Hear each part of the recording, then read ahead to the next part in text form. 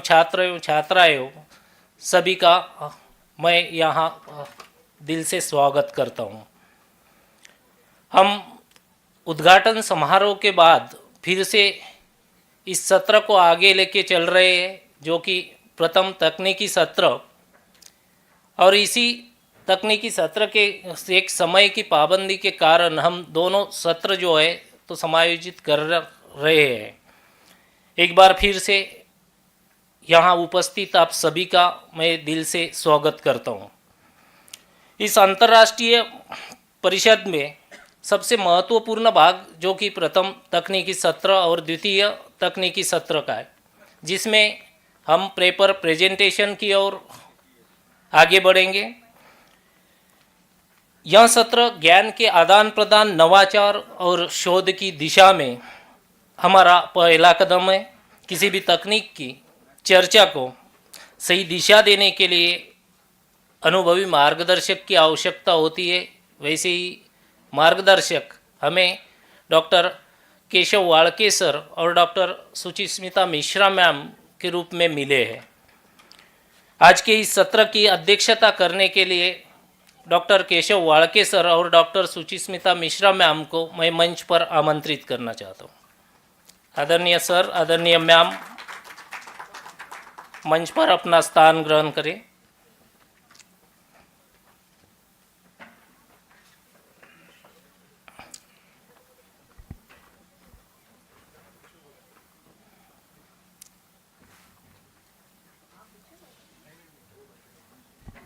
आदरणीय कोरेटी सर से भी मैं अनुरोध करता हूं कि वे भी अपना स्थान ग्रहण करें। प्रथम तकनीकी सत्र के माननीय अध्यक्ष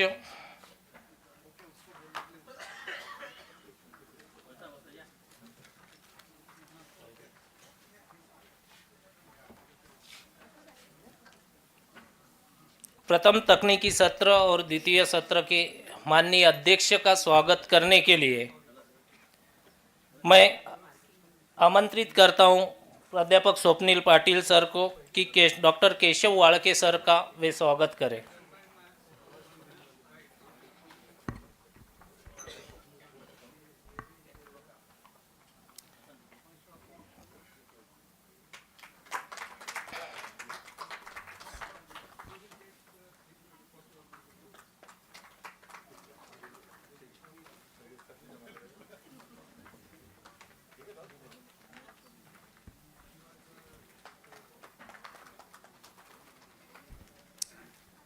आदरणीय BOS chairman doctor Suchismita Mishra madam के स्वागत के लिए मैं यहाँ आमंत्रित करता हूँ डॉक्टर मुनालिनी रागने मैम को।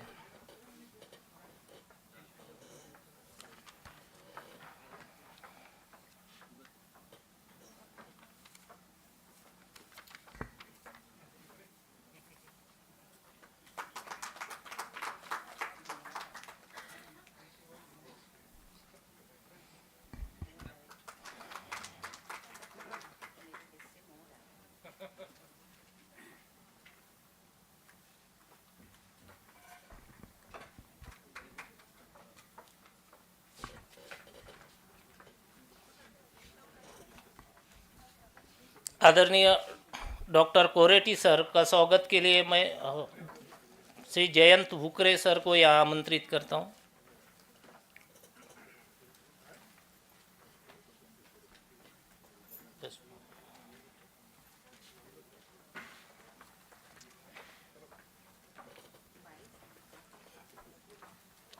प्रथम एवं द्वितीय तकनीकी सत्र के अध्यक्ष के रूप में डॉक्टर सुचिस्मिता मिश्रा मैम और डॉक्टर केशव वाड़के सर,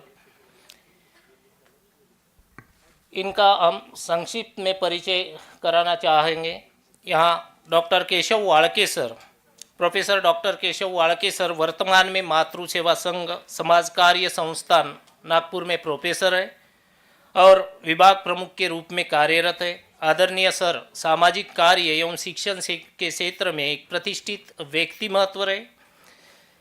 शैक्षणिक क्षेत्र के साथ वे वाजाह, जो कि वनाह जन हक्का के फाउंडेशन के निदेशक भी है, जो सामाजिक अधिकारों के लिए कार्य करने वाली संस्था है। इसके साथ ही ये वे बच्चों के लिए आपातकालीन टोल फ्री राष्ट्रीय हेल्पलाइन चाइल्ड लाइन 1098 के निदेशक भी रहे हैं। इसके साथ ही आदरणीय sir Maharashtra association of social workers educators के सदस्य तथा इंडियन सोसाइटी ऑफ क्रिमिनोलॉजी के उपाध्यक्ष, national association of professional social workers in India के कोषाध्यक्ष के रूप में भी महत्वपूर्ण भूमिकाएं निभाई है। सर के इसके साथ साथ ही शिक्षा के क्षेत्र में भी आदरणीय सर का शैक्षणिक क्षेत्र एवं शोध कार्य में भी महत्वपूर्ण योगदान रहा है।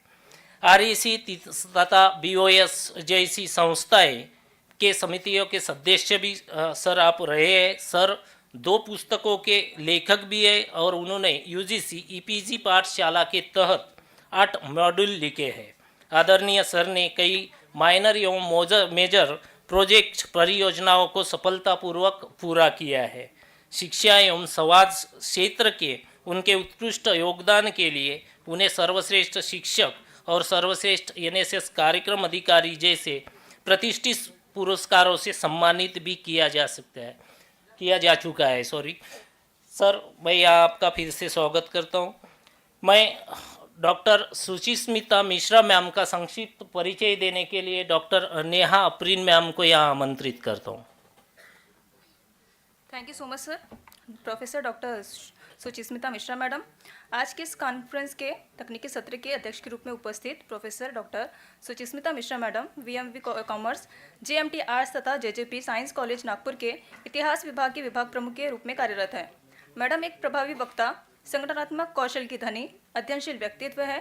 आपको 30 वर्षों का शिक्षण का अनुभव प्राप्त है। आप नागपुर विश्वविद्यालय में कई महत्वपूर्ण पदों पर महत्वपूर्ण जिम्मेदारियां निभा रही हैं। आप 50 से भी अधिक सम्मेलनों में भाग ले चुकी हैं। अब तक आपकी 4 पुस्तकें प्रकाशित हो चुकी है तथा 50 से अधिक रिसर्च पेपर विभिन्न राष्ट्रीय और अंतर्राष्ट्रीय पत्रिकाओं में प्रकाशित हो चुके हैं। हमारा यह सौभाग्य है कि आज के इस सत्र के अध्यक्ष के रूप में मैडम यहाँ उपस्थित हैं। मैं इतिहास विभाग की ओर से और आयोजन समिति की ओर से मैडम का यहाँ पर हार्दिक स्वागत करती हूँ। धन्यवाद।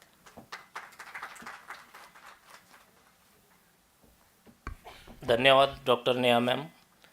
शोधकर्ताओं द्वारा प्रस्तुति शुरू करने से पहले मैं शोधकर्ताओं के लिए कुछ आवश्यक दिशा निर्देश साझा करना चाहूँगा। प्रत्येक शोधकर्ता को अपना पेपर प्रस्तुत करने के लिए 5 मिनट का समय दिया जाएगा, जो कि 2 मिनट का समय आपके क्वेश्चन आंसर के लिए दिया जा रहा है। समय सीमा समाप्त होने से पहले 1 मिनट पहले हम आपको कुछ संकेत देंगे तो आप कंक्लूडिंग की ओर मुड़ जाइएगा। तो चलिए बिना किसी देरी के हम पहले पेपर प्रस्तुति की ओर बढ़ते हैं। 5 मिनट के बाद मैम 2 मिनट। और बेस्ट रिसर्च पेपर अवार्ड भी वैलिडिक्ट्री के सत्र में दिया जाएगा। तो बेटर एंड बेटर करने की कोशिश कीजिए। आप सभी को मैं शुभेच्छा देता हूँ। 3 पुरस्कार रहेंगे उसमें, फर्स्ट, सेकंड, थर्ड।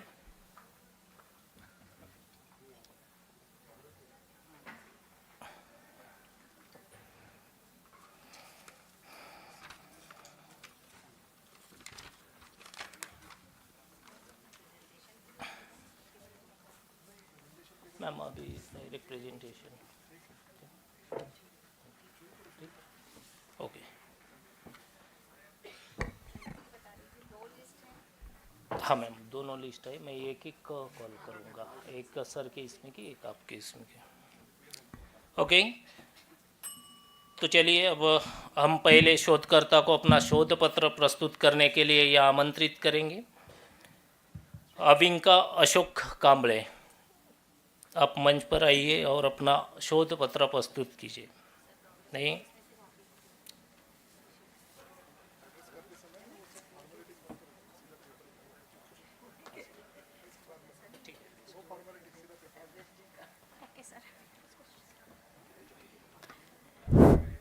सन्माननीय मंच, व्यासपीठावर उपस्थित मान्यवर यांचे आभार आणि इथे उपस्थित सर्व तज्ज्ञांचे आणि सगळ्यांचे स्वागत।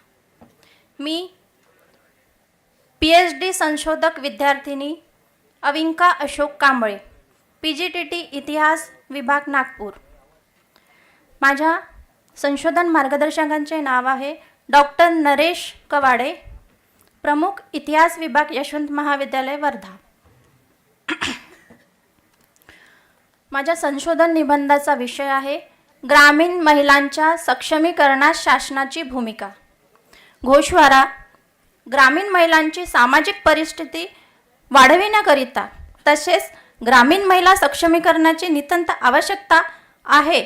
हे ग्रामीण महिला सक्षमीकरणाच्या माध्यमातून शासनाचे कायदे तथा कल्याण कार्यक्रमाच्या माध्यमातून आर्थिक, सामाजिक, शैक्षणिक इतर सर्व क्षेत्रामध्ये महिलांना पुरुषांच्या बरोबरीने दर्जा तथा हक्क प्रदान करून देणे, ग्रामीण महिलांचा विकासासाठीच्या संधी उपलब्ध करून देणे आणि स्त्री पुरुष भेद असमानता नष्ट करणे हे प्रमुख उद्देश आहे.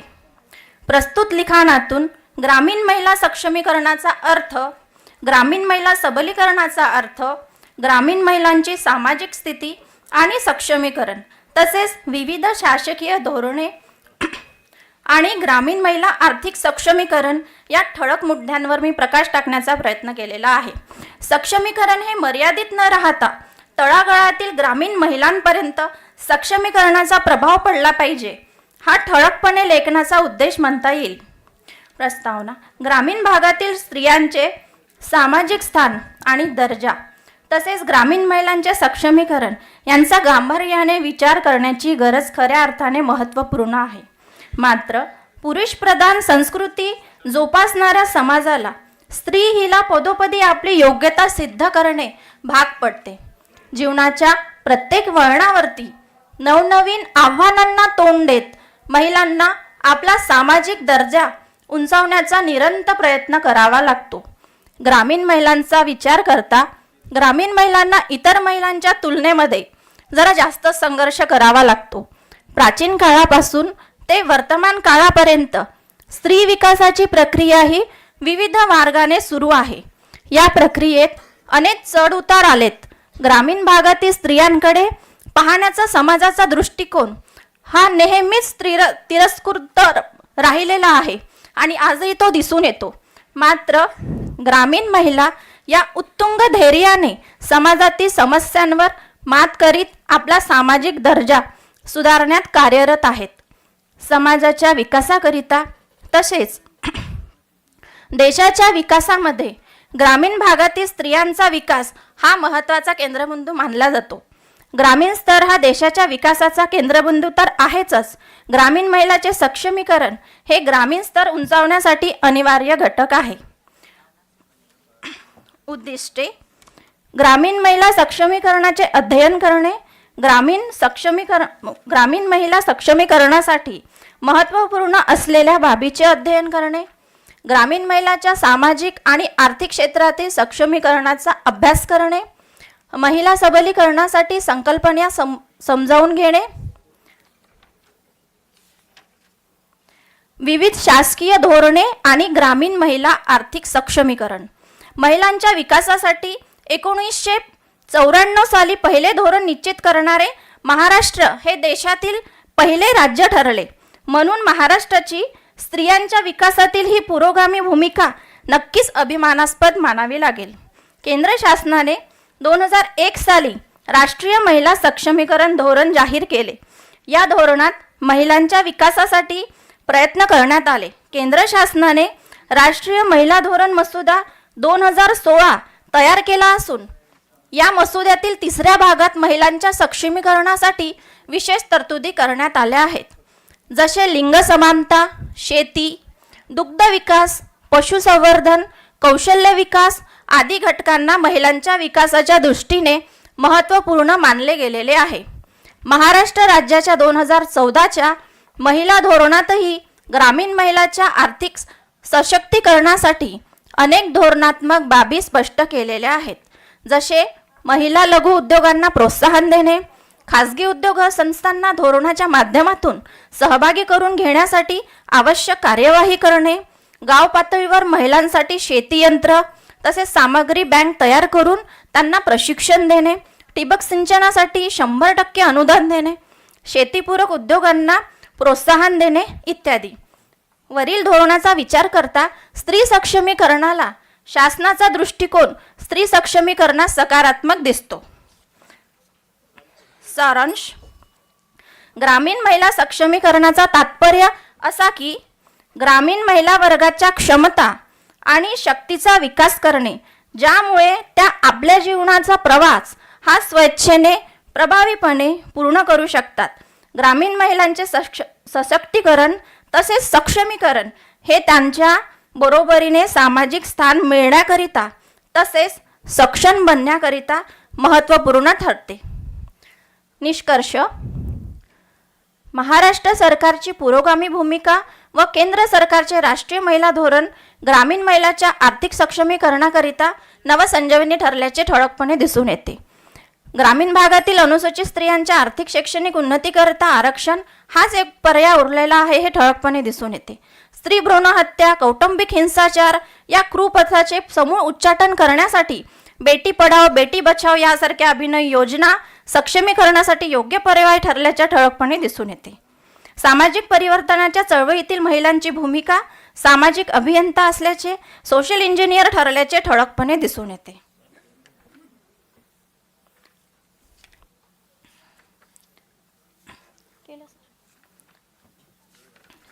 संदर्भ सूची. महिला सशक्तीकरण. थँक्यू.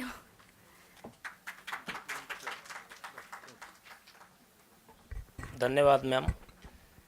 मैं सभी प्रस्तुत करने वाले प्रस्तुति को एक बार फिर से कुछ बताना चाहता हूँ. पहले ही 5 मिनट जो कि ब्रीफली आप आपका एब्स्ट्रैक्ट बता सकते हो या इम्पोर्टेंस जो भी है आपका, जो भी रिसर्च का है पार्ट ऑफ वो बताओ और कंक्लूड करो.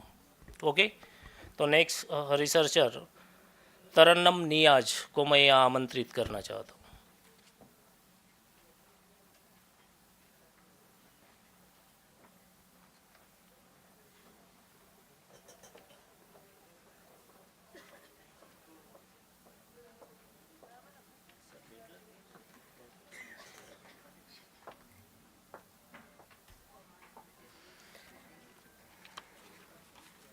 मोअज़्ज़िज़ सामाईन और सदर मजलिस आदाब.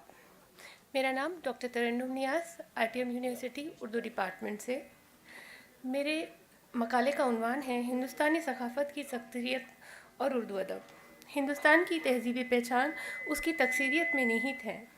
ये सरज़मीन कदीम ज़माने से मुख्तलिफ़ मज़हबों, ज़बानों, नस्लों और तहज़ीबी रिवायतों के संगम रही हैं. यहाँ कसरत में वहादत महज एक नारा नहीं बल्कि ज़िंदगी का अमली उसूल रहा है.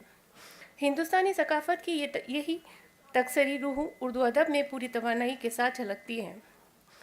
उर्दू अदब न सिर्फ एक ज़मात का एक अदबी सरमाया है बल्कि मुश्तरका हिंदुस्तानी तहज़ीब की ज़िंदा दस्तावेज़ है जिसमें समाज और सामूहिक सोच, रवादारी, इंसान दोस्ती और रिवायतें समाई हुई.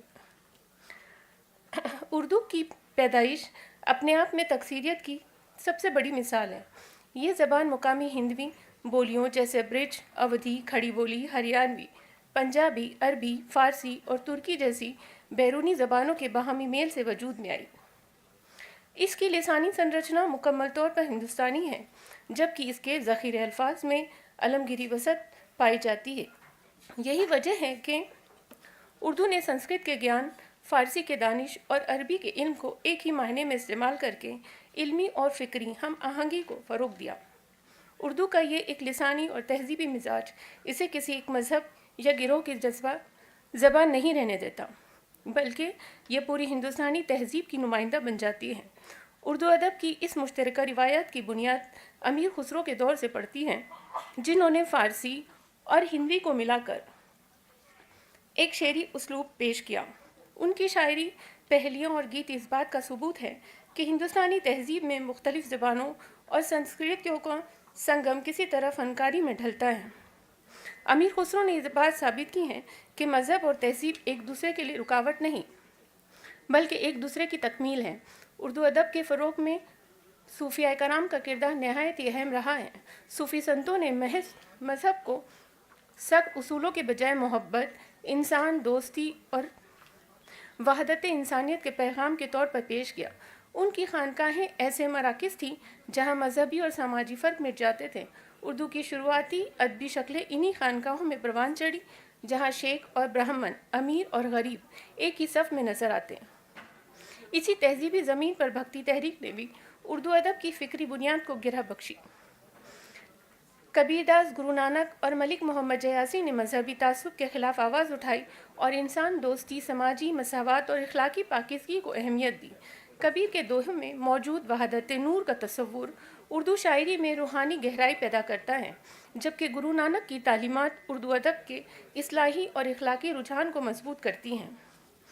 नस्र के मैदान में उर्दू अदब की तकसीरियत मुंशी प्रेमचंद के यहाँ अपनी मुकम्मल शक्ल के सामने आती हैं।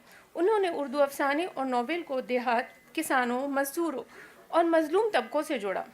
उनके अफसाने ईदगाह, कफन और नमक का दारोगा इंसानियत, इखलाक और समाजी दुखों की मुश्तरका तस्वीर पेश करता है।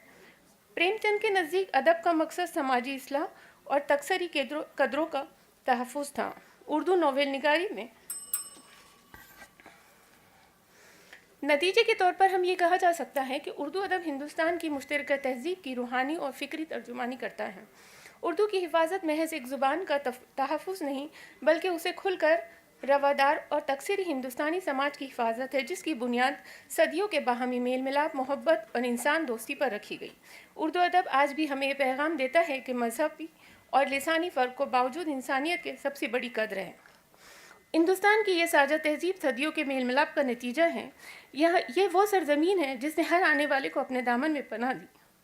इस हकीकत की अक्कासी फिराक गोरखपुरी के इस मशहूर शेर में नज़र आती है कि सरजमीन हिंद पर अक़वाम आलम के फ़िराक, सरजमीन हिंद पर अक़वाम आलम के फ़िराक, काफ़िले बसते गए, हिंदुस्तान बदला गया। शुक्रिया।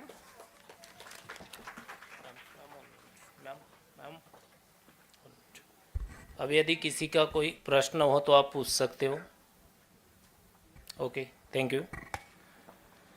नेक्स्ट ऋषि कुमार बिसेन।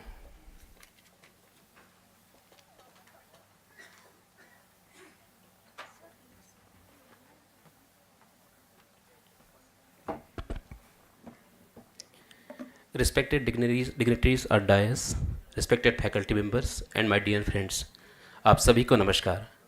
मेरा जो शोध पत्र का विषय है कि विदर्भ के ऐतिहासिक और सांस्कृतिक परिप्रेक्ष्य में पोवारी भाषा का अध्ययन। तो इसका उद्देश्य यह है कि एक भाषा कैसे उसमें एक इतिहास और संस्कृति समाहित है और वो भाषा विदर्भ के साथ कैसे जुड़ी हुई है।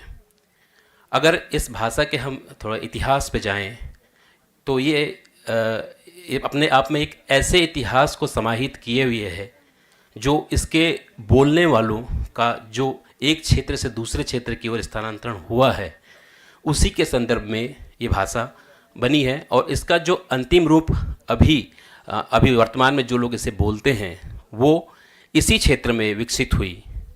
तो मैं थोड़ा सा इसका ऐतिहासिक पृष्ठभूमि बताना चाहूँगा कि जो पोवारी भाषा है, एक इसे हम सामुदायिक भाषा की श्रेणी में लाते हैं। बोली है वास्तव में एक डिस्ट्रिक्ट डायलेक्ट, और ये भाषा, ये बोली विदर्भ के भंडारा, गोंदिया और मध्य प्रदेश के बालाघाट और सिवनी जिलों में बोली जाती है। और इस भाषा को पोवार समुदाय के द्वारा बोली जाती है। जब यहाँ जो देवगढ़ एक रियासत थी, देवगढ़ के राजा महिपत शाह उर्फ बुलंद बख्त का जो अपने राज्य की प्राप्ति के लिए एक संघर्ष कर रहे थे, तब उन्होंने एक संयुक्त सेना का गठन किया था और उत्तर पूर्व भारत से जो लड़ाकू जातियाँ थी उनको बुला करके यहाँ पास में रामटेक उर्फ नगरदन का किला है, यहाँ पे उनको लोगों को लेके आए और उनकी सेना के साथ में विजय प्राप्त करके 1702 में नागपुर शहर की स्थापना करके उनका राज्याभिषेक हुआ। तो जो लोग उनके साथ आए थे, जो युद्ध के लिए जिनको बुलाया गया था, उसी में हमारे इस भाषा को बोलने वाले लोग भी आए और साथ में अपनी भाषा संस्कृति लेके आए। और जो साथ में उनके साथ यहाँ पे जो सैनिक थे वे गोंडी भाषा और मराठी भाषा बोलते थे। तो एक तरीके से जो उत्तर पूर्व की भाषाएं, जो मुख्यतः राजस्थानी और मालवी भाषाएं थी, उनका और यहाँ मराठी और गोंडी भाषा के समन्वय से एक नया ही स्वरूप पैदा हुआ। इसीलिए मैंने कहा कि विदर्भ के सामाजिक और सांस्कृतिक परिप्रेक्ष्य में, ऐतिहासिक परिप्रेक्ष्य में इस भाषा का जन्म हुआ। तो लगभग 325 साल की इस यात्रा के साथ अभी 2011 की जनगणना में इस भाषा को 3.25 लाख के लगभग लोग भारत देश में बोलते हैं, ऐसा बताया गया है। तो इस प्रकार ये भाषा का अध्ययन करते हैं, जब इसके शब्दों का अध्ययन करते हैं तो सबसे पहले जो गियर्सन का भाषाई सर्वे, जो भारत का सबसे पहला और मुख्य भाषाई सर्वे माना जाता है, उसमें इस भाषा के बारे में बताया कि ये भाषा अपने जो मूल क्षेत्र को बोलने वाले, इसको मालवा के लोगों के द्वारा और उसके बाद जहाँ पे आए वहाँ के क्षेत्रों के द्वारा मिल करके एक नई भाषा सृजित हुई। तो इस प्रकार एक विदर्भ के सांस्कृतिक परिदृश्य से ये भाषा मूल रूप से जुड़ी हुई है और इतिहास के साथ तो डेफिनेटली ये जुड़ी हुई है, क्योंकि नागपुर शहर की स्थापना और उसके बाद के राजवंशों में ये लोग सभी यहाँ पे रहे और एक सांस्कृतिक आदान प्रदान, जिसको बोलते हैं भाषाई आदान प्रदान और समन्वय, इस भाषा में बहुत ही स्पष्ट रूप से दिखाई देता है। अगर हम इस भाषा के वर्तमान को देखें तो धीरे धीरे इसको बोलने वाले काफ़ी कम होते जा रहे हैं, क्योंकि अब बहुत सी बोलियाँ जो हैं वो ख़त्म हो रही हैं।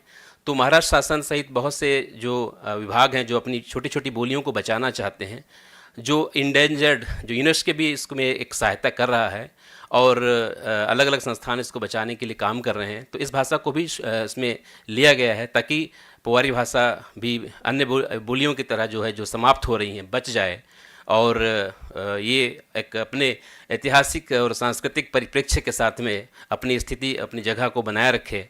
हम इसी उद्देश्य के साथ में इसमें शोध किया है। तो इसका निष्कर्ष के रूप में कह सकता हूँ कि वास्तव में ये भाषा अपने आप में एक संस्कृति को, एक इतिहास को समाहित किए हुए है और जिसका वास्तव में मूल स्वरूप इस नागपुर नगरधन क्षेत्र यानी विदर्भ क्षेत्र में ही जन्मा है और आज भी लोग इस भाषा को बोलते हैं। धन्यवाद।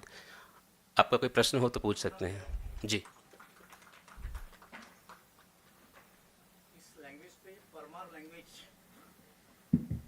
पवारी साहित्य संस्कृति मंडल के अभी तक 4 अधिवेशन हो चुके हैं। उसमें एक अधिवेशन हमारे कारंजा में हुआ था जी।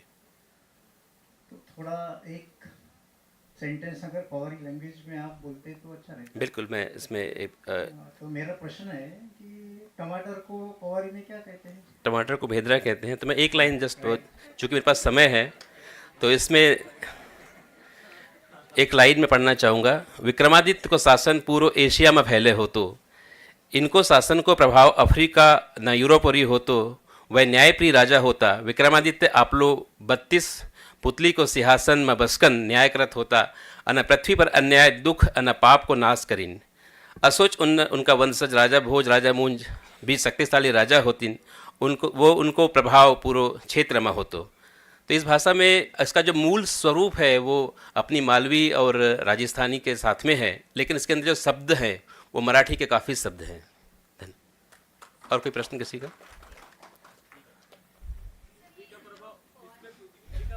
वैसे इसको हिंदी की उपबोली में ही रखा गया है। तो क्योंकि सभी तो भाषाएं, सभी भारोपी परिवार की भाषा हैं, तो आपस में सब भाई बहन की तरह मिली हुई हैं। मैम कुछ प्रश्न? सर, आपने ये जो पोवारी भाषा जो बोली है, तो इससे पहले भी पोवारी लोग होंगे, तो उनकी जो लैंग्वेज बनी है, जो आपने बोला कि विदर्भ में या खास तौर पे जो गोंदिया वगैरह ये साइड में जो पोवारी लोग रहते हैं, तो इन्होंने खुद ये निर्माण किए, तो उससे पहले भी तो पोवारी लोग होंगे ना? तो जी बिल्कुल, उसके पहले मैंने कहा ना कि जैसे वो राजस्थान और मालवा में रहते थे, तो वो एक सामुदायिक भाषा ना होकर क्षेत्रीय भाषा थी। तो जब यहाँ पे आए और यहाँ पे स्थानीय भाषा से मिल गया तो केवल वो समुदाय ही अब बोल पाता है, दूसरे लोग उतना नहीं बोल पाते हैं। सेकंड क्वेश्चन मेरा ये है कि आपको खुद को वो लैंग्वेज आती है क्या? जी, मैं 2020 में मैं भी जब एक लॉकडाउन था तो एक साहित्यिक समूह से जुड़ा, तब मुझे पता चला कि वास्तव में जिसको माई बोली हम मराठी में बोलते हैं, तो मेरी माँ ने अपनी माँ से किस भाषा में संवाद किया, तो मुझे पता चला कि तो पोवारी भाषा थी, बट मैंने अपनी माँ से हिंदी में संवाद किया क्योंकि मेरी मम्मी ने मुझे सिखाया नहीं। तो 2020 से मैंने सीखना चालू किया, अभी तक इसमें 5 किताबें लिखी हैं मैंने और अभी इस शोध भी कर रहा हूँ मैं। धन्यवाद, थैंक यू। धन्यवाद सर, बहुत ही मस्त विचारोदक आपका शोध रहा। नेक्स्ट साबिया खुर्शीद को मैं यहाँ आमंत्रित करना चाहता हूँ। साबिया Khurshid, Sameer Kabir next.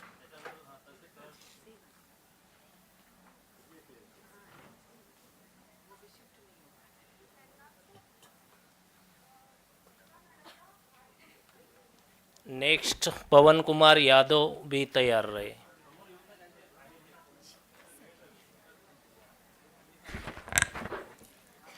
Honorable Chairperson, respected guest of honor on the dais, distinguished faculty members, and my dear fellows, good afternoon to all of you. मैं सबिहा खुर्शीद, डिपार्टमेंट ऑफ उर्दू से आज मुझे जिस मौजू पर लब कुशाई करना है वो न सिर्फ उर्दू अदब का एक अहम बाब है, बल्कि हमारी मुश्तरका कल्चर, मुश्तरका तहज़ीब, कंपोसाइट कल्चर का आईनादार भी है। किसी ने क्या खूब कहा है कि उर्दू किसी ख़ास मज़हब की ज़बान नहीं बल्कि एक तहज़ीब का नाम है। हम उर्दू शायरी के औराक जब पलटते हैं तो हमें सिर्फ अल्फाज ही नहीं मिलते बल्कि उनमें दिवाली के दिए, ईद की सेवैयाँ, गंगा की लहरें और हिमालय की अज़मत भी साफ नज़र आती हैं। मेरे रिसर्च पेपर का उन्वान है उर्दू शायरी में हिंदुस्तानी तहज़ीब व सक़ाफ़त। इस मकाले में मेरी कोशिश यही रही है कि मैं वाज़ा कर सकूं कि किस तरह वली दक्कनी से लेकर नज़ीर अकबर आबादी और आज तक के शोरा इकराम ने उर्दू शायरी में हिंदुस्तान के रस्म व रिवाज, मेलों ठेलों और यहाँ की मिट्टी की खुशबू को अपनी शायरी में समोया है। सामाईन इकराम, अपनी गुफ्तगू में सबसे पहले हम ये देखेंगे कि किस तरह उर्दू शायरी की जड़ें हिंदुस्तान की मिट्टी में पेवस्त हैं। हिंदुस्तानी संस्कृति और ज़बान की का अगर जब जिक्र आया है तो अमीर खुसरो के बग़ैर ये जिक्र नामुकम्मल है। अमीर खुसरो गंगा जमनी तहज़ीब के सबसे पहले अलंबरदार थे। उनका ये शेर फ़ारसी और हिंदी ज़बान की आमेज़िश पर है, सुना ही होगा आप लोगों ने। जिहाल मिस्की मकुन तगाफुल दुराए नैना बनाए बतियाँ के ताबे हिजरा नदारम ए दिल कि ए जा नलाह लेहू लगाए छतियाँ। यह शेर जाहिर करता है कि किस तरह उर्दू अपनी इब्तदाई शक्ल में ही फ़ारसी और मुकामी हिंदी रिवायात से यकजा हो गई थी। अक्सर यह गलत फहमी पाई जाती है कि उर्दू एक गैर मुल्की ज़बान है, लेकिन हकीकत यह है कि उर्दू की जड़ें हिंदुस्तान की मिट्टी में इतनी ही गहरी हैं जितना कि बरगद का पेड़। इसका ग्रामर हिंदुस्तानी, इसका लहजा हिंदुस्तानी और सबसे बढ़कर इसका एहसास वो हिंदुस्तानी है। जब हम कुतुब शाही दौर की दक्कनी शायरी पढ़ते हैं तो हमें यहाँ के फलों, फूलों, मकामी रस्म रिवाज की जीती जागती तस्वीरें नज़र आती हैं। यह इस बात का सबूत है कि उर्दू ने अपनी ग़िज़ा इसी मिट्टी से हासिल की है। क़िली कुतुब शाह का शेर मुलाहिज़ा फरमाए, नबी के सदक़े मिली है मुझको बसंत की ईद, हर एक डाल में फूलों की फूले है खुशियाँ ईद। इस शेर में बसंत हिंदुस्तानी मौसम और ईद जो है वो मजहबी त्यौहार का इम्तिजाज दिखाया गया है, जो साबित करता है कि उर्दू शायरी शुरू से ही यहाँ की मिट्टी के रंगों में रंगी हुई थी। अल्लामा हाजी वली दक्कनी, जिसे उर्दू का बाबा आदम और चासर भी कहा जाता है, उस वक्त जब फ़ारसी ज़बान का गलबा था तो उन्होंने सनम फ़ारसी के बजाय सनम हिंदी इस्तेमाल किया है। उनका ये शेर उर्दू शायरी की हिंदुस्तानी रूह की अक्कासी करता है। सिफत उसकी क्या कहूँ उसके लबो दंदा की ए वली, सिफत उसकी क्या कहूँ उसके लबो दंदा की ए वली, जैसे लालो गौहर और लता कंवल की। ये शेर जो है फ़ारसी शायरी में कवल का जिक्र नहीं किया जाता है। यह उर्दू है जिसने हिंदी के तालाबों से कवल का इस्तियारा यानी मेटाफर यूज़ किया है, चूज़ किया है। हिंदुस्तानी मेलों और तहजीबों की जितनी जीती जाती तस्वीर नज़ीर अकबरबादी के यहाँ मिलती है और कहीं नहीं मिलती। होली पर उनका ये शेर मुलाहिज़ा फरमाए, जब फागुन रंग छलकते हो तब देख बहारे होली की, और दफ के शोर भड़कते हो तब देख बहारे होली की। अल्लामा इकबाल का ये शेर, पत्थर की मूरतों में समझा कि तू खुदा है, खाके वतन का मुझको हर जर्रा देवता है। उनकी ये भी ख्वाहिश थी कि दुनिया के तीरथों से ऊंचा हो अपना तीरथ, दामान आसमां से उसका कलश मिला दे। अल्लामा इकबाल जिनको फ़लसफ़ियाना या मजहबी शायर समझा जाता था, उनकी नज़्म राम इस बात की गवाह है कि वो हिंदुस्तान की तहजीबों से जुड़े हुए हैं। उनका जुड़ाव देखिए, है राम के वजूद पर हिंदू सिता को नाज, है राम के वजूद पर हिंदू सिता को नाज, अहले नज़र समझते हैं इनको इमाम हिंद। इस शेर में इकबाल ने रामचंद्र जी को इमाम हिंद कहकर पेशवा करार दिया गया है।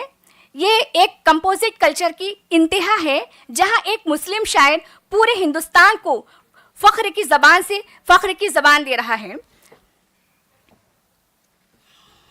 सामान्य कराम, अक्सर शॉर्ट करते हुए अक्सर ये सवाल किया जाता है कि हम आज के डिजिटल दौर में इन पुरानी शायरी की बातें क्यों दोहराई जा रही हैं। तो इसका जवाब ये है कि आज जब समाज में नफरत और दूरी की दीवारें ऊंची हो रही हैं, तो उर्दू शायरी का ये तहजीबी मिलाप इन दीवारों को गिराने का सबसे मौसर हथियार है। आखिर में मैं अपनी बातों को समेटते हुए यही कहूँगी कि उर्दू शायरी सिर्फ काफ़ी और रदीफ़ का नाम नहीं, बल्कि उस गंगा जमनी तहजीब की धड़कन है जिसने हमें इंसान बनना सिखाया। अपनी बात को इन अल्फाज में ख़त्म करती हूँ कि मालिक मुल्क हिंद है हम सब, मालिक मुल्क हिंद है हम सब, वारिस तख्ते हिंद है हम सब, हिंद का ज़र्रा ज़र्रा है रोशन, गोया खुर्शीद हिंद है हम सब। आप तमाम का शुक्रिया मौजूद सामाइन का कि आप सामाइन ने गौर से सुना। मैं आपकी समातों का बेहद शुक्रिया अदा करती हूँ। किसी का कोई क्वेश्चन है? ओके, नेक्स्ट पवन कुमार यादव, इसके बाद समीर कबीर तैयार रहेंगे। Respected dignitaries present on the dais and off the dais, my name is Pawan Kumar Yadav and my research title is Strategic Pragmatism in India's West Asia Foreign Policy, Continuity and Change in the 21st Century. The sole objective with which I have taken this title is to analyze the India's West Asia foreign policy in the 21st century, as well as through the lenses of the strategic pragmatism, and assess the elements of the continuity and change in India's West Asia foreign policy. Certainly, in the 21st century, India's West Asia has moved towards a pragmatic framework that prioritizes national interest, strategic partnerships, and economic integration. So, the two concepts that is responsible for bringing strategic pragmatism in India's West Asia foreign policy is the concept of de-hyphenation and strategic autonomy. De-hyphenation simply means treating bilateral relationships as independent of one another, and strategic autonomy means maintaining the freedom to act according to one nation's national interest without joining formal alliances. As we are well aware of the fact that the West Asia is the most conflicted region of the world. There is constant turmoil that is going on. That is why the India has adopted these two concepts to maintain its strategic autonomy. Certainly the elements of continuity and change that I will be analyzing or assessing now. So the pillars of continuity, that is the legacy of 21st century. Firstly, the energy security, because of the India's dependence on the West Asia, more than 50% of its oil and more than 40% of its natural gases comes from West Asia. So there is a continuity because of the energy security. Second, the diaspora link. India has to maintain a relationship with West Asian countries so as to protect the welfare of, mark this fact, that is more than 9 million workers working over there. Rich Indian diaspora, they are the sources of huge remittances coming from these countries. Okay? And the third is strategic autonomy. That simply means principal distance approached. India's refusal to take sides in intra-regional conflicts. If India gets entangled in the conflicts, it would waste its vital energy in that. Then the drivers of change, that is the 21st century shifts. The first is shift from the Look West in the 2014, that is Act West, and then in 2017, that is Link West, Think West, Link West. Why that happened? Because of the high level proactive diplomacy of our Prime Minister Modi sir's frequent visits to UAE. After 34 years, any Prime Minister visited that very country, Saudi Arabia and Israel. Second driver of change is counter-terrorism and security. Transitioning from passive security concern to active intelligence sharing and maritime security cooperation through naval exercises with Oman and other countries. Third is India has maintained strategic relationship with the countries of West Asia after engaging in minilateralism, because there is a conflict with many of the countries, so India has engaged itself in the minilateralism, that is I2U2, and the last but not the least driver of change is defense trade, that is with Israel. So definitely there is two case studies where India has pragmatically balanced its relationship. First, Israel Palestine, where it has through the dehyphenation it has maintained close ties at the same time with the Israel and the Palestine. And then second is Saudi Iran UAE triangle, where it has navigated through the sectarian divide. Yes, there are various challenges. Firstly, regional volatilities due to the conflicts, global power competition through US and China, and lastly, economic vulnerability. So, as a conclusion, I would say India's West Asia foreign policy remained a strategic blend of elements of continuity and change. India has recognized West Asia as a vital region for its economic growth, energy security, and geopolitical aspirations. As global and regional dynamics continuously changing, evolving, India's ability to sustain this strategic pragmatic approach will be crucial for maintaining stability, advancing national interest, and reinforcing its role as a responsible global actor. Again, that is quintessential for making India a global power and making it a Viksit Bharat in the near future. Thank you. Any question? Dear researchers, any question? Thank you. Thank you, Dave. Thank you, sir. Next, Samir Kabir, sir.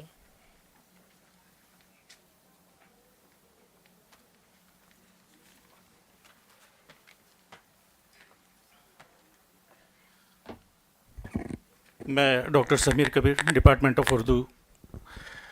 आप तमाम लोगों को मेरा आदाब। इस conference को organise करने वाले तमाम लोगों को मेरा सलाम और डाइस पे मौजूद डिग्नरी को मेरा आदाब। मेरा रिसर्च पेपर है हिंदुस्तानी तहज़ीब और उर्दू। तो मैं बस आप लोगों से बातचीत करूंगा और आप फिर सवाल कर सकते हैं, जिसको हम इंग्लिश में कहेंगे इंडियन कल्चर एंड उर्दू, और हिंदी में कहेंगे भारतीय संस्कृति और उर्दू।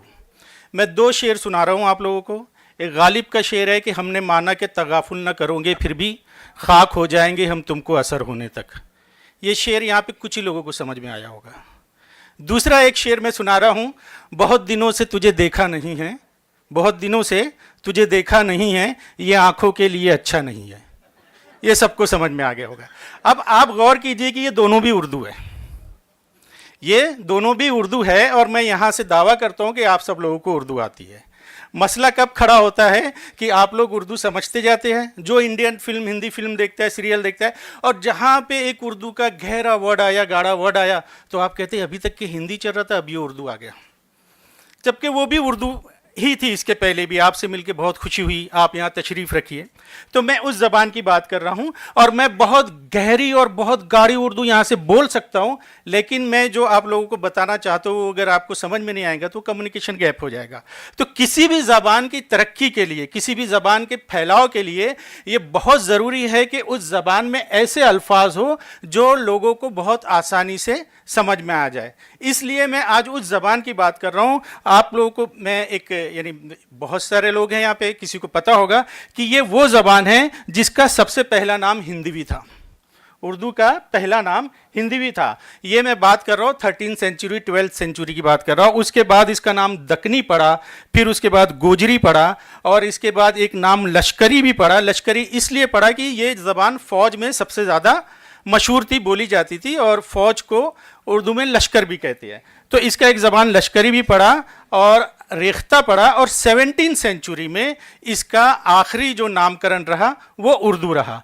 12th सेंचुरी से 17th सेंचुरी तक का एक वफ़ा रहा एक ज़बान को अपने आप को सेटल करने के लिए। और इस दौरान ऐसे बड़े बड़े शायर हुए, जिसमें मैं सबसे पहले नाम लूँगा हज़रत अमीर खुसरू का, उसके बाद बाबा फरीद गंज शकर का, उसके बाद संत कबीर का। लिस्ट बहुत है, कुली कुतुब शाह का।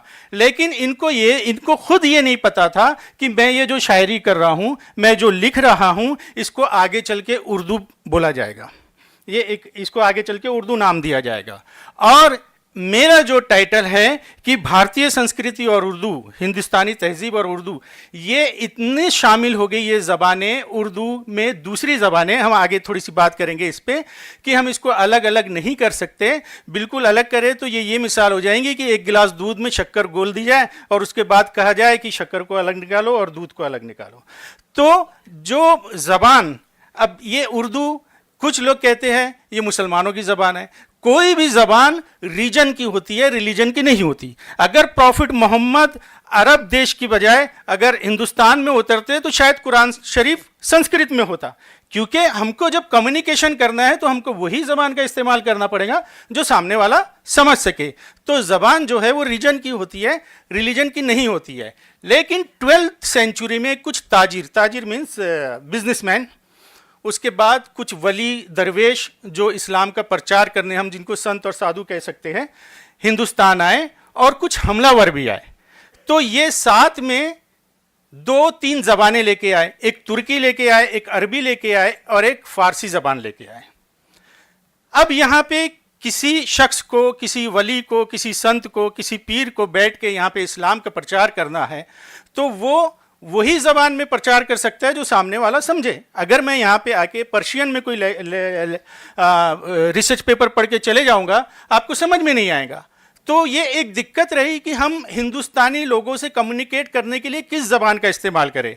तो इसके ऊपर जो टैग लगा है कि ये फ़ॉरेन की ज़बान है, ये अरब से आई हुई है, इसके ज़बान बनने में मैं बस 2 मिनट लूँगा। यहाँ की 5 नॉर्थ इंडिया की 5 जो बोली ज़बानें थी, ब्रिज भाषा, बुंदेली, खड़ी बोली, कुनेजी, हरियाणवी, ये 5 ज़बान जब बनी, ये ज़बान जब आपस में मिली फारसी, तुर्की और अरबी से, तो एक ज़बान वजूद में आई हिंदुस्तान में जिसको हम उर्दू कहते हैं। एक शेर मैडम ने सुनाया था, मैं उसको समझा देता हूँ। जिहाल मिस्की मुकुन तगाफुल दराए नैना बनाए बतिया। जिहाल मिस्की मुकुन तगाफुल, ये फारसी है, ये उर्दू का पहला शायर है, इसको हिंदी वाले भी पढ़ाते हैं। जिहाल मीन्स हाल, कंडीशन, मिस्की मीन्स गरीब, जिहाल मिस्की मुकुन तगाफुल, तगाफुल मीन्स इग्नोरेंस। तुम्हारे इग्नोरेंस करने की वजह से, तुम्हारे नज़रअंदाज करने की वजह से मेरा हाल बहुत गरीब जैसा हो गया है। दराए नैना बनाए बतिया, न लेहू काहे लगाए छतिया। तुम आंखें फिरा फिरा के मुझसे नज़र फेर के जो दूर जा रही हो, क्यों ना तुम मुझे अपनी सीने से लगा लो। तो ये इतनी मीठी ज़बान है जो आगे चल के उर्दू कहलाई। वक्त नहीं है, बात बहुत कुछ करना था। किसी को कोई सवाल है तो कर सकता है। Okay, thank you sir. किसी का कोई प्रश्न हो? नेक्स्ट छाया घोषी, उसके बाद संगदीप मून, प्रियंका मदनकर, ये तैयार रहिए।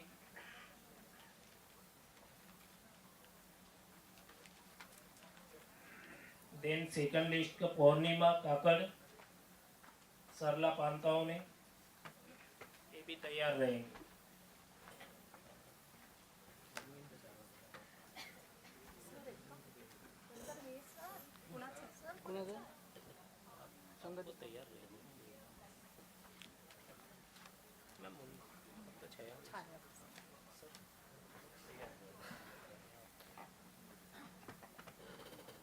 मंचावर उपस्थित सन्माननीयगण,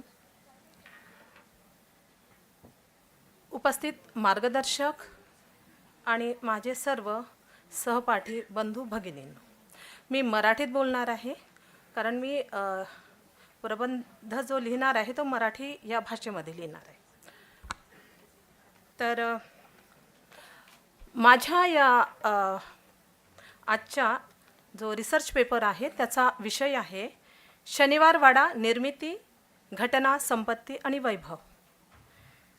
मी संशोधक छाया पांडुरंग घोसे आणि माझ्या मार्गदर्शिका आहेत डॉक्टर दीपाली भावे। या कला आणि वाणिज्य महिला महाविद्यालय नंदनवन नागपूर इथे head of the department, history डिपार्टमेंटच्या त्या हेड आहेत। तर शनिवारवाडा हा जो विषय रिसर्च पेपरसाठी मी घेतलेला आहे त्याचा मुख्य उद्देश हा आहे की या संशोधनाचा मुख्य उद्देश पुण्यातील शनिवारवाड्याची निर्मिती, घटना, संपत्ती आणि वैभव याचा उलगडा करून देणे। या वाड्याची पायाभरणी पहिले बाजीराव पेशवे यांनी केली.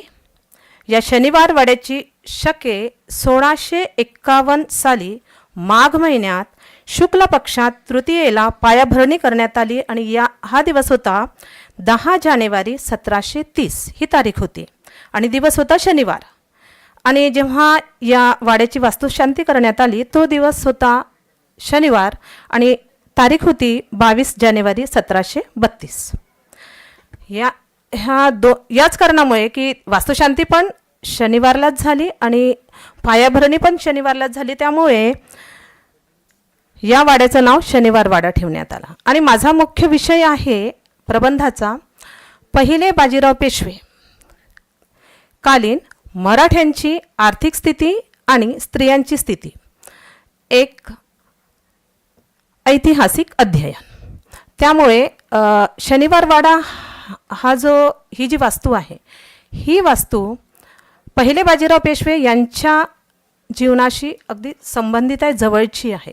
कारण त्यांनीच या वाड्याची पायाभरणी केली, त्यांच्या काळात बांधल्या गेला, त्यानंतरही तो बांधत राहिला आहे. कारण नंतर असं म्हणतात की आता सध्या तर नाही पण पुस्तकांमध्ये असं सांगितलेलं आहे की हा वाडा 7 मजली होता आणि या वाड्यावरून वरच्या मजल्यावरून आळंदीपर्यंतचं दृश्य दिसत होतं असं. पण आता मात्र एवढ्यातच मी जाऊन आले तेव्हा मी पाहिलं की वाड्याची जी उंची आहे ती तेवढी नाही आहे, कमी झालेली आहे. तर 1832मध्ये या वाड्याला आग लागली होती आणि त्या आगीमध्ये भरपूर वाडा जळून गेलेला आहे, परंतु आता त्याचे काही अवशेष आहेत. ओके.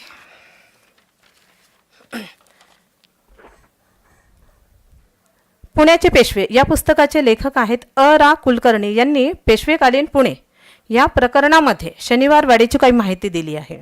ते लिहितात, या वाड्याची मुख्य इमारत 6 मजली होती. असे म्हणतात की या इमारतीला गच्चीवरून आळंदीच्या देवळाचा कळस आणि पर्वतीचे विहंगम दर्शन होत असे.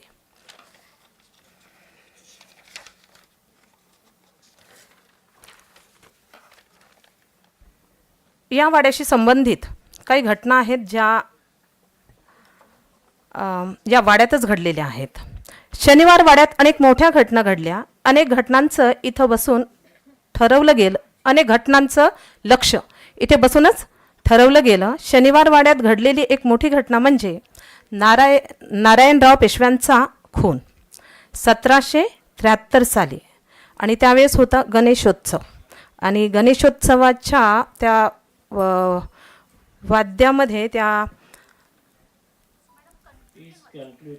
ओके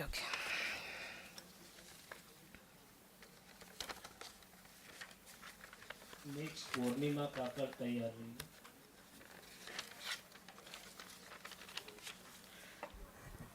निष्कर्ष हा आहे की शनिवार वाडा हे नाव महाराष्ट्रातच नाही तर मराठी सत्तेचा अटकेपासून तंजावरपर्यंत जिथपर्यंत संबंध आला तिथपर्यंत हे गेलं. हा वाडा तितकाच प्रसिद्ध झाला. एखाद्या राज्याचं मुख्य केंद्र, राज्याचं निवासस्थान किंवा त्या राज्य संस्थानाचं कामकाज चालवणाऱ्या केंद्रालाही इतिहासात महत्त्वाचं स्थान मिळत असतं. दिल्ली, आग्र्याचे लाल किल्ले, हैदराबाद, विजापूर, औरंगाबाद, अहमदनगर, तिथले महाल आणि किल्ले यांनाही सत्ता केंद्रांमुळे इतिहासात जेवढे महत्त्व प्राप्त झाले आहे तेच भाग्य या शनिवार वाड्याच्या वाट्याला आलेलं आहे. आणि थँक्यू.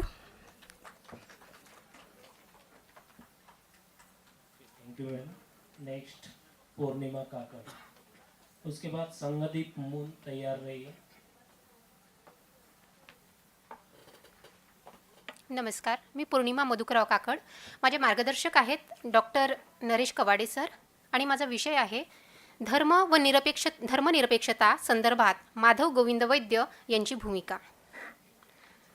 धर्म ही एक व्यापक संकल्पना आहे आणि प्राचीन काळापासून ते आधुनिक काळापर्यंत जर आपण बघितलं तर थोडक्यात सांगायचं म्हणजे धर्माचा प्रवास हा कर्मकांड, वर्णव्यवस्था, जीवनशैलीकडून भक्ती संप्रदाय संघर्षाकडे आणि शेवटी मानवी नैतिकतेकडे झालेला दिसून येतो. प्रस्तुत लघुशोध निबंधामध्ये माधव गोविंद वैद्य यांनी सांगितलेला धर्म व धर्मनिरपेक्षतेचा सर्वव्यापी अर्थ, धर्माच्या माध्यमामधून साधावयाचं साध्य, संप्रदाय आणि सांप्रदायिकता इत्यादी घटकांवर प्रकाश टाकण्यात आलेला असून वर्तमान काळामध्ये धर्माचा अवाजवी प्रभाव नष्ट करून नवीन सुसंस्कृत राष्ट्रनिर्मितीसाठी त्यांनी व्यक्त केलेल्या मताची सविस्तर चर्चा केलेली आहे. बीजसंज्ञा आहे धर्म, संप्रदाय, सांप्रदायिकता, धर्मनिरपेक्षता आणि साध्य. थोडक्यात त्यांचा परिचय देते. माधव गोविंद वैद्य यांचा जन्म हा वर्धा जिल्ह्यातील तरोडा गावामध्ये झाला. ते एक अष्टपैलू व्यक्तिमत्व होतं. म्हणजे त्यांनी शिक्षण क्षेत्र असो, पत्रकारिता क्षेत्र असो, इथलंच तरुण भारतामध्ये एक संपादक म्हणून, प्रबंध संचालक म्हणून सुद्धा त्यांनी काम केलेलं आपल्याला ऐकायला मिळेल. त्याच पद्धतीने राष्ट्रीय स्वयंसेवक संघ म्हणजे संघ क्षेत्रामध्ये सुद्धा किंवा व्यवस्थापन क्षेत्रामध्ये असो, राजकीय क्षेत्रामध्ये असो किंवा सामाजिक क्षेत्रामध्ये असो त्यांचा वावर आहे.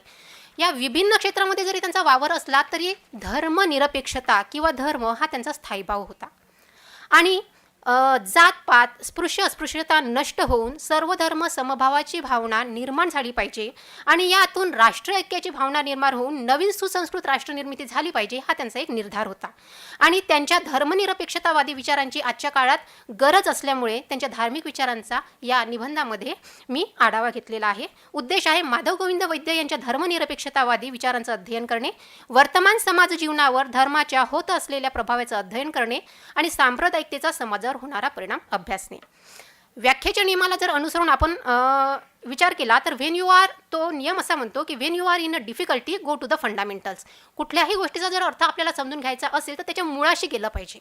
मग धर्माच्या मुळाशी आपल्याला जर जायचं असेल तर what is the origin of the धर्मा.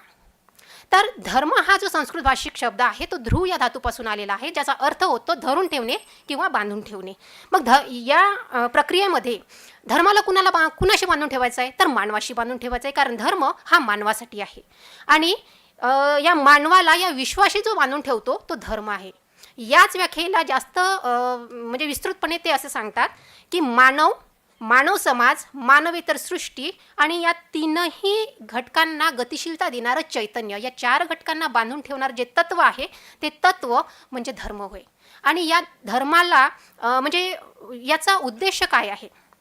त्यांनी असं म्हटलं की मानवाला मानवाशी जोडत जाणे आणि अधिक व्यापक होत जाणे म्हणजे मानवधर्म.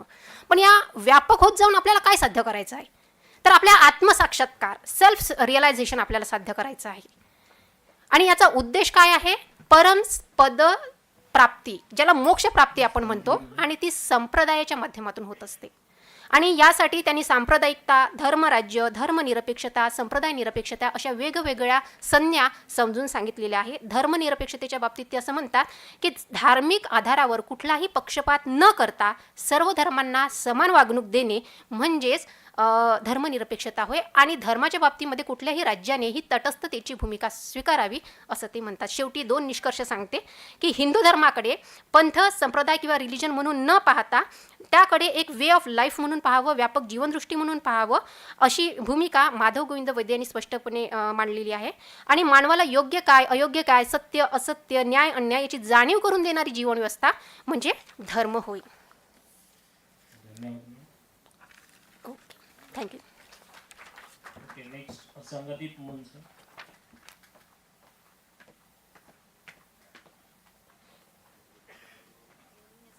नेक्स्ट पर्सनला पांतावने मॅम तयार रहेंगे. Good afternoon. माझं नाव संगदीप कृष्णाजी मुन आहे. माझा संशोधनाचा विषय आहे महात्मा गांधी आणि आचार्य विनोबा भावे यांच्यातील संबंधाचे ऐतिहासिक अध्ययन इसवी सन 1916 ते 1948. माझे मार्गदर्शक आहे डॉक्टर महेंद्र गायकवाड सर.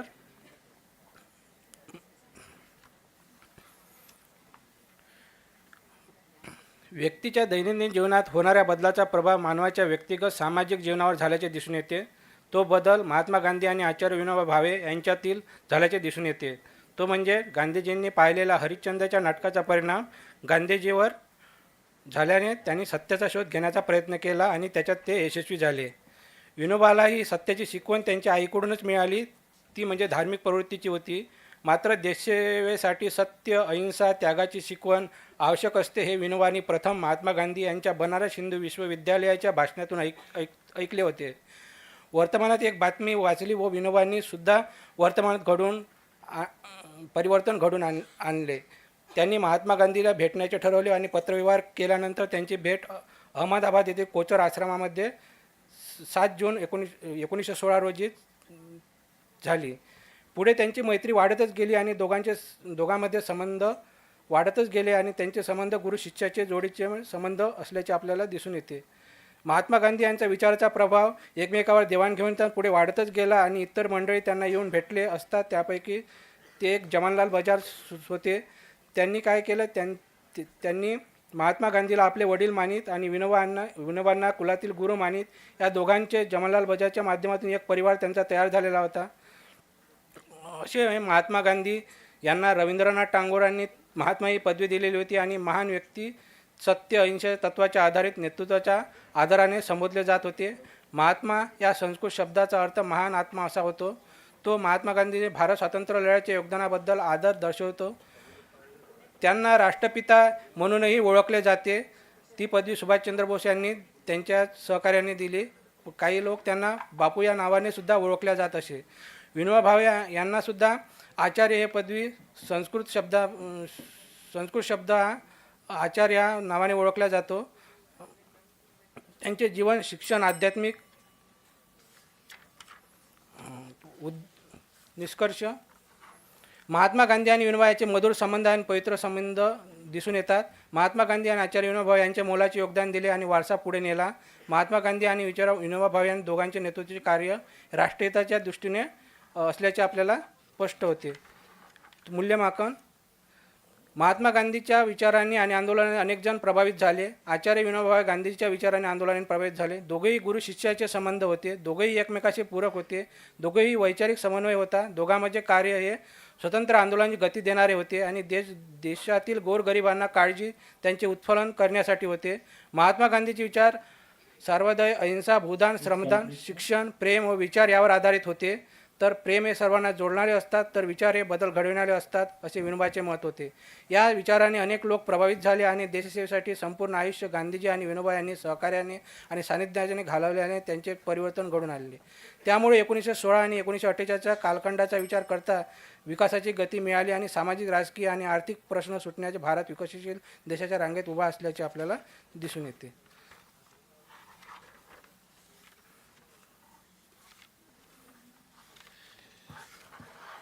धन्यवाद सर. उद्दिष्टे.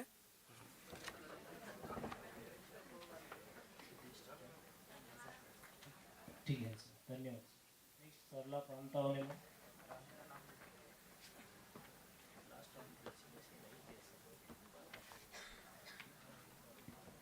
परम आदरणीय अध्यक्षगण, विद्वान शिक्षकगण, संशोधक छात्र एवं स्नातकोत्तर छात्र, सभी को सुमध्याह्न.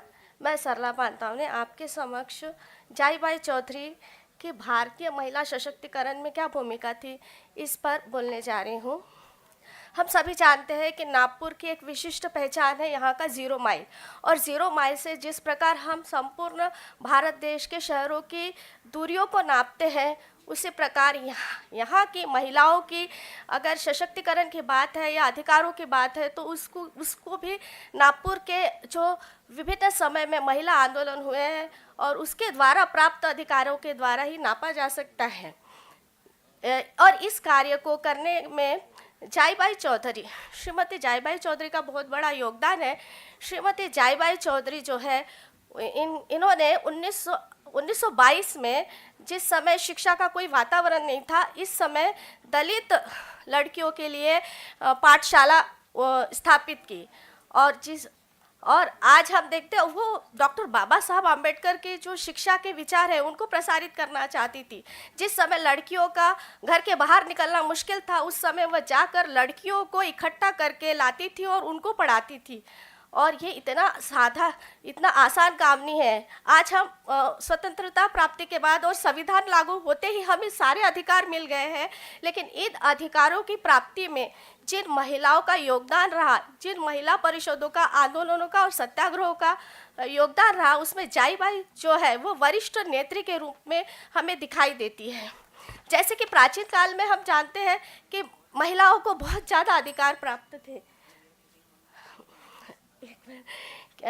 मातृ देवी करके उसकी पूजा की जाती थी, क्योंकि सृष्टि की सृजनहार महिला है। खेती की खोज महिलाओं ने की और बहुत सारे ऐसे खोज महिलाओं ने की, इसलिए महिलाओं को मातृ देवी कहा जाता है। लेकिन कुछ समय पश्चात महिलाओं की स्थिति अत्यंत दयनीय हो गई और मध्यकाल और आधुनिक काल तक आते तक बहुत ज़्यादा दयनीय हो गई। और उस समय बहुत सारी जो प्रथाएं थी, जैसे कन्या भ्रूण हत्या, केशवपन, विधवा पुनर्विवाह न होना, और भी बहुत सारी समस्या थी, और छुआछूत, बहुत सारी समस्या थी, जिसमें अशिक्षा भी थी। और अशिक्षा सभी समस्याओं की जड़ है, और उसमें से अगर स्त्रियों को निकालना है तो शिक्षित करना बहुत ज़रूरी है। और इस बात को जाईबाई चौधरी जानती थी, और इसलिए उन्होंने प्रौढ़ शिक्षा, रात्रिकालीन शिक्षा, कन्याओं के लिए स्कूल की स्थापना की, और शिक्षा के माध्यम से देशभक्ति को भी उन्होंने जागृत किया, क्योंकि उस समय वह जमनालाल बजाज और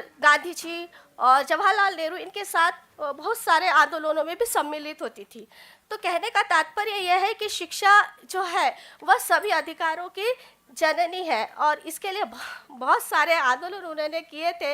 1930 में, 1932 में और 1940-42 ऐसे बहुत सारी महिला परिषद हमारे नागपुर में हुई, और ये सब महिला परिषदों में जाईबाई बढ़ चढ़कर भाग लेती थी।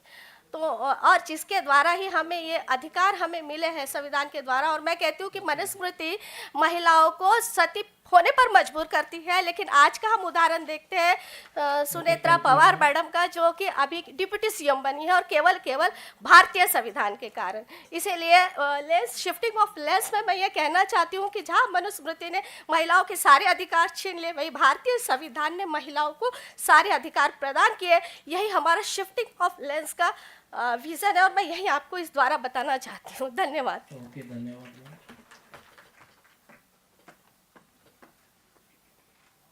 नेक्स्ट राजेंद्र गहानी,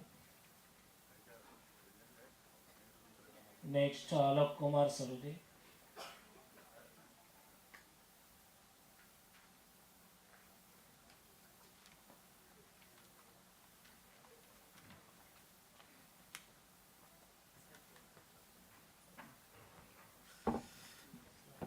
मंच पर उपस्थित विद्वजन तथा सभागृह में उपस्थित शोधार्थी साथियों, मेरा नाम आलोक सरोदे है। मैं एडवोकेट कुंभारे का धम्म प्रचार कार्य में योगदान इस विषय पर अपना शोध पेपर प्रस्तुत करने जा रहा हूँ। सारांश: भारतीय इतिहास के 20वीं सदी में डॉक्टर बाबा साहब आम्बेडकर जैसे महान महानायक ने अपने जीवन दलितों के हक तथा उनके अधिकारों के लिए लड़ते हुए बिताया। मध्य प्रांत बेरार में आम्बेडकर पूर्व दलितोद्धार के लिए अनेक महानायक गणमान्य लोगों ने बढ़ चढ़कर हिस्सा लिया। जय भीम के जनक बाबू हरदास, एल.एन. किशन फागोजी बंसोड़, गणेश आकाजी गवई, कालीचरण नंदा गौड़ी ऐसे असंख्य दलित महानायकों ने अस्पृश्य उद्धार के लिए महत्वपूर्ण कार्य किए।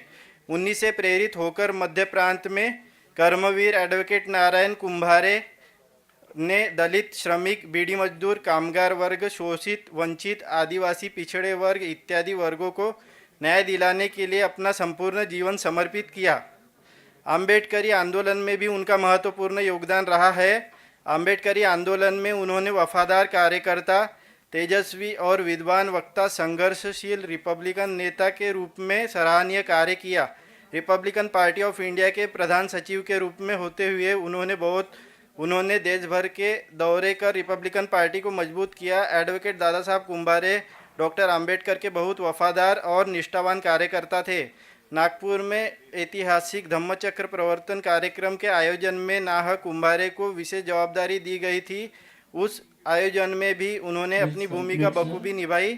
डॉक्टर बाबा साहब आम्बेडकर स्मारक समिति के कार्याध्यक्ष पद पर रहते हुए उन्होंने दीक्षा भूमि के लिए 14 एकड़ भूमि को सरकार से अधिग्रहित करने में तथा डॉक्टर बाबा साहब आम्बेडकर महाविद्यालय नागपुर की स्थापना करने में उनका महत्वपूर्ण योगदान रहा है।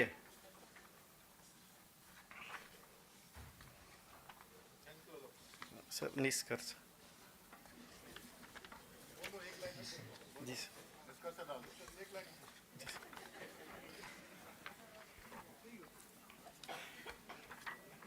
निष्कर्ष 14 अक्टूबर 1956 को जो धम्म क्रांति महामानव डॉक्टर बाबा साहब आम्बेडकर के द्वारा की गई, उस धम्म क्रांति में एडवोकेट दादा साहब कुंभारे ने एक निस्वार्थ वफादार निष्ठावान कार्यकर्ता की तरह अपने आप को समर्पित कर दिया था। उन्होंने अपना संपूर्ण जीवन बाबा साहब के सपनों को साकार करने में दलित, पिछड़ा वर्ग, बीड़ी मजदूर, कामगार वर्ग, शोषित, वंचित, आदिवासी वर्गों को न्याय दिलाने के लिए समर्पित कर दिया।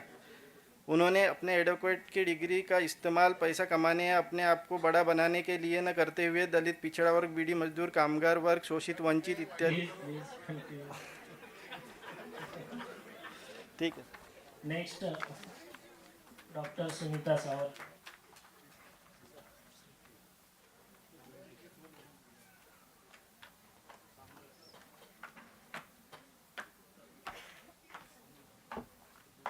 थँक्यू. आदरणीय दोन्ही चेअरपर्सन प्रोफेसर कोरेटी, त्यांची संपूर्ण टीम. मी doctor Sunita Savarkar, assistant professor doctor Ambedkar chair in Dalit history. मी पेपर वाचणार आहे, locating downtrodden communities in social sciences research.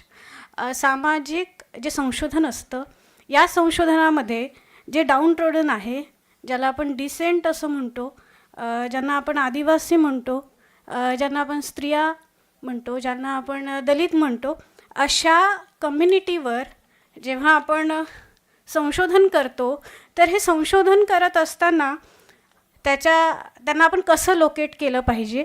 कारण एकतर यांचे संदर्भ कमी असतात आणि हे संदर्भ कमी असून यांच्याविषयीचा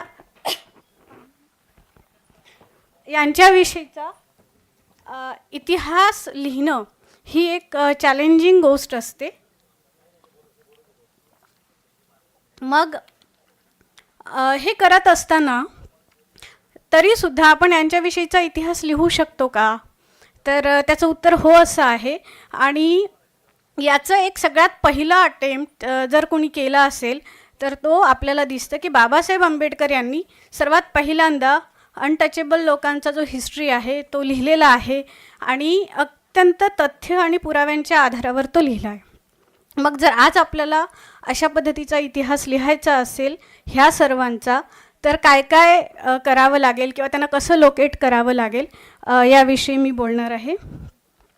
आदिवासी, ट्रायबल्स, विमेन, नॉर्मॅडिक ट्राईब हे जे नाकारलेले घटक आहे, या घटकांविषयी जेव्हा आपण लिहत असतो तेव्हा आपण एक रिव्हिजिट करतो की पूर्वी काय झालेलं आहे. मग हे पूर्वी जे काही लिखाण झालेलं असतं, मग ते कुठल्याही प्रकारचं लिखाण असेल, यामध्ये आपल्याला या लोकांना लोकेट करता येतं. एक उदाहरण मला द्यायचं आहे की जेव्हा आपण भारतीय स्वातंत्र्याचा इतिहास बघतो किंवा त्याच्यामध्ये जेव्हा आपण वाचत असतो, तर बरेचदा आपल्याला असा एक प्रश्न येतो की यामध्ये आपल्याला आदिवासी कुठे दिसतात, यामध्ये आपल्याला दलित कुठे दिसतात. मग हे असं जेव्हा असतं तर आपल्याला दिसतात का, तर अलीकडे आदिवासींविषयी बऱ्याचशा प्रमाणामध्ये लिखाण झालेलं आहे. पण भारतीय स्वातंत्र्यामध्ये दलितांना आपण लोकेट करू शकतो का, तर ते आपण करू शकतो. म्हणजे जेव्हा आपण स्वातंत्र्याचा इतिहास वाचतो तर त्यामध्ये आपल्याला दलितांवर लिहिलेलं दिसत नाही, परंतु आपल्याकडे अशी उदाहरणं आहेत. उदाहरणार्थ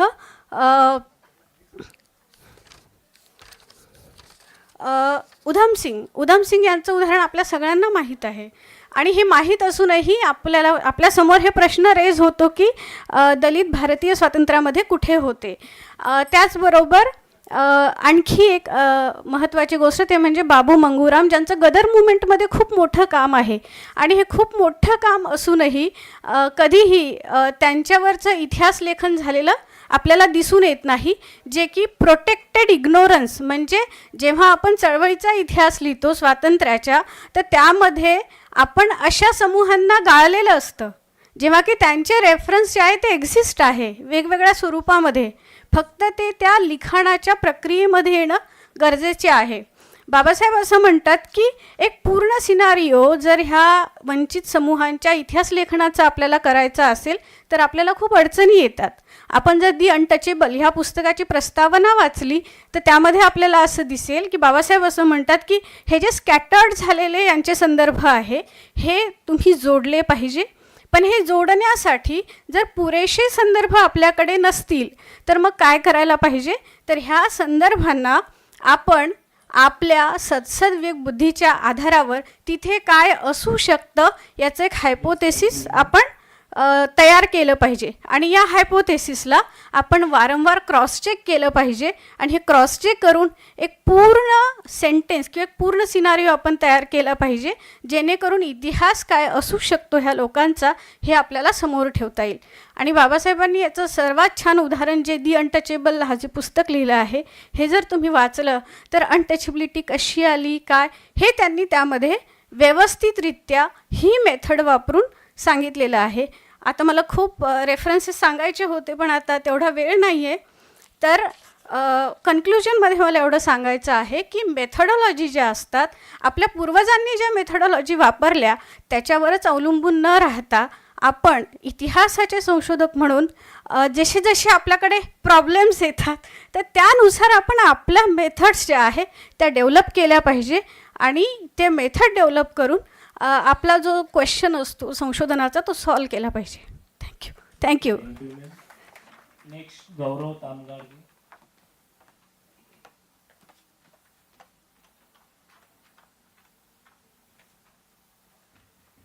नेक्स्ट अमोल धोत्रे तैयार रहिए.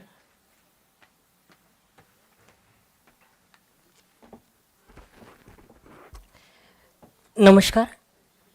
माझ्या शोधनिबंधाचे नाव आहे नई तालीम EW आर्य नायकम यांची भूमिका.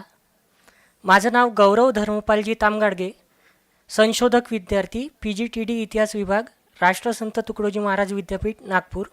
माझे मार्गदर्शक आहे डॉक्टर नरेश देवरावजी कवाडे, प्रमुख इतिहास विभाग, यशवंत महाविद्यालय वर्धा, गोशवारा. महात्मा गांधींची नई तालीम ही संकल्पना भारतीय शिक्षण व्यवस्थेत क्रांतिकारी बदल घडविणारी होती. या संकल्पनेला मूर्त रूप देण्यात EW आर्य नायकम यांचे योगदान अत्यंत महत्त्वपूर्ण आहे. भारतीय स्वातंत्र्य लढ्याच्या काळात महात्मा गांधींनी शिक्षण क्षेत्रात क्रांतिकारी बदल सुचविले. 1937मध्ये त्यांनी नई तालीमची संकल्पना मांडली, जी केवळ पुस्तकी ज्ञान नव्हे तर मन, बुद्धी आणि श्रमावर आधारित होती. 1938 साली हिंदुस्थानी तालिमी संघाची स्थापना करण्यात आली. डॉक्टर जाकीर हुसेन अध्यक्ष आणि EW आर्य नायकम यांची कार्यवाह म्हणून निवड करण्यात आली. या संघाचे कार्यालय सेवाग्राम येथे ठेवण्यात आले. नई तालीमच्या विचारावरील श्रद्धेने आणि या विचाराची व्यावहारिकता सिद्ध करण्याच्या जिद्दीने गुरुदेव रवींद्रनाथ टागोरांच्या शांतिनिकेतनचा अनुभव सोबत घेऊन EW आर्य नायकम यांनी प्रत्यक्ष प्रयोगाचा विस्तार व नवीन शिक्षणाच्या बारकाव्यांचा विचार करत अविरत कार्य केले व सेवाग्राम येथे नई तालीम कुटीत राहून या शिक्षण व्यवस्थेला निरंतर ठेवले. EW आर्य नायकम यांचे नई तालीम शिक्षण व्यवस्थेतील योगदान अतुलनीय आहे. हे योगदान सेवाग्राम पुरतेच सीमित न राहता त्यांच्या कार्यकर्तृत्वाचा नव्याने परिचय व्हावा व विद्यार्थी, नवोदित संशोधक, इतिहास लेखक यांना त्यांच्या या अतुलनीय कार्यातून प्रेरणा मिळावी यासाठी प्रस्तुत लेख सादर करीत आहे. उद्देश आहे: 1. EW आर्य नायकम यांची नई तालीम विषयक भूमिकेचे अध्ययन करणे. 2. नई तालीम शिक्षण व्यवस्थेचे अध्ययन करणे. त्यांचे कार्यकर्तृत्व, शांतिनिकेतन, रवींद्रनाथ टागोर, EW आर्य नायकम यांची भेट, प्राचार्य EW आर्य नायकम, यातून मी त्यांची मांडणी केलेली आहे. समारोपामध्ये सांगतोय, त्यांचे व्यक्तिमत्व हे पैलू स्वरूपाचे होते. त्यामुळेच गुरुदेवांकडून त्यांची कळकळीने गांधीजींनी मागणी केली होती. कारण गांधीजींनी एका नजरेत हा हिरा ओळखला होता. हसतमुख चेहरा, साधेपणा, पण स्वच्छताप्रेमी, कुशाग्र बुद्धी, तंत्रज्ञानात हातखंड आदी गुणांचा समुच्चय म्हणजे EW आर्य नायकम होते, हे स्पष्टपणे दिसून येते. निष्कर्ष: 1.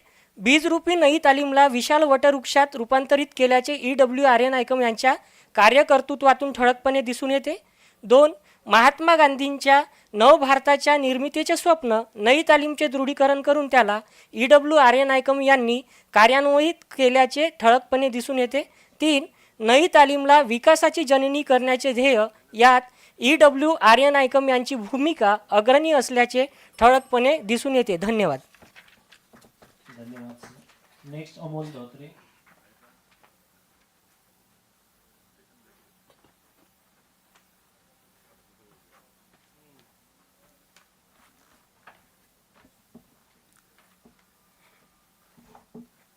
माझे नाव अमोल नारायण धोत्रे. मी राष्ट्रसंत तुकडोजी महाराज नागपूर विद्यापीठामध्ये इतिहास विभागातील संशोधक विद्यार्थी आहे आणि माझ्या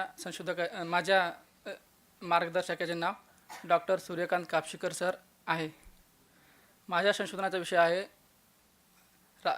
राष्ट्रसंत तुकडोजी महाराज यांचे व्यसन मुक्तीविषयक कार्य.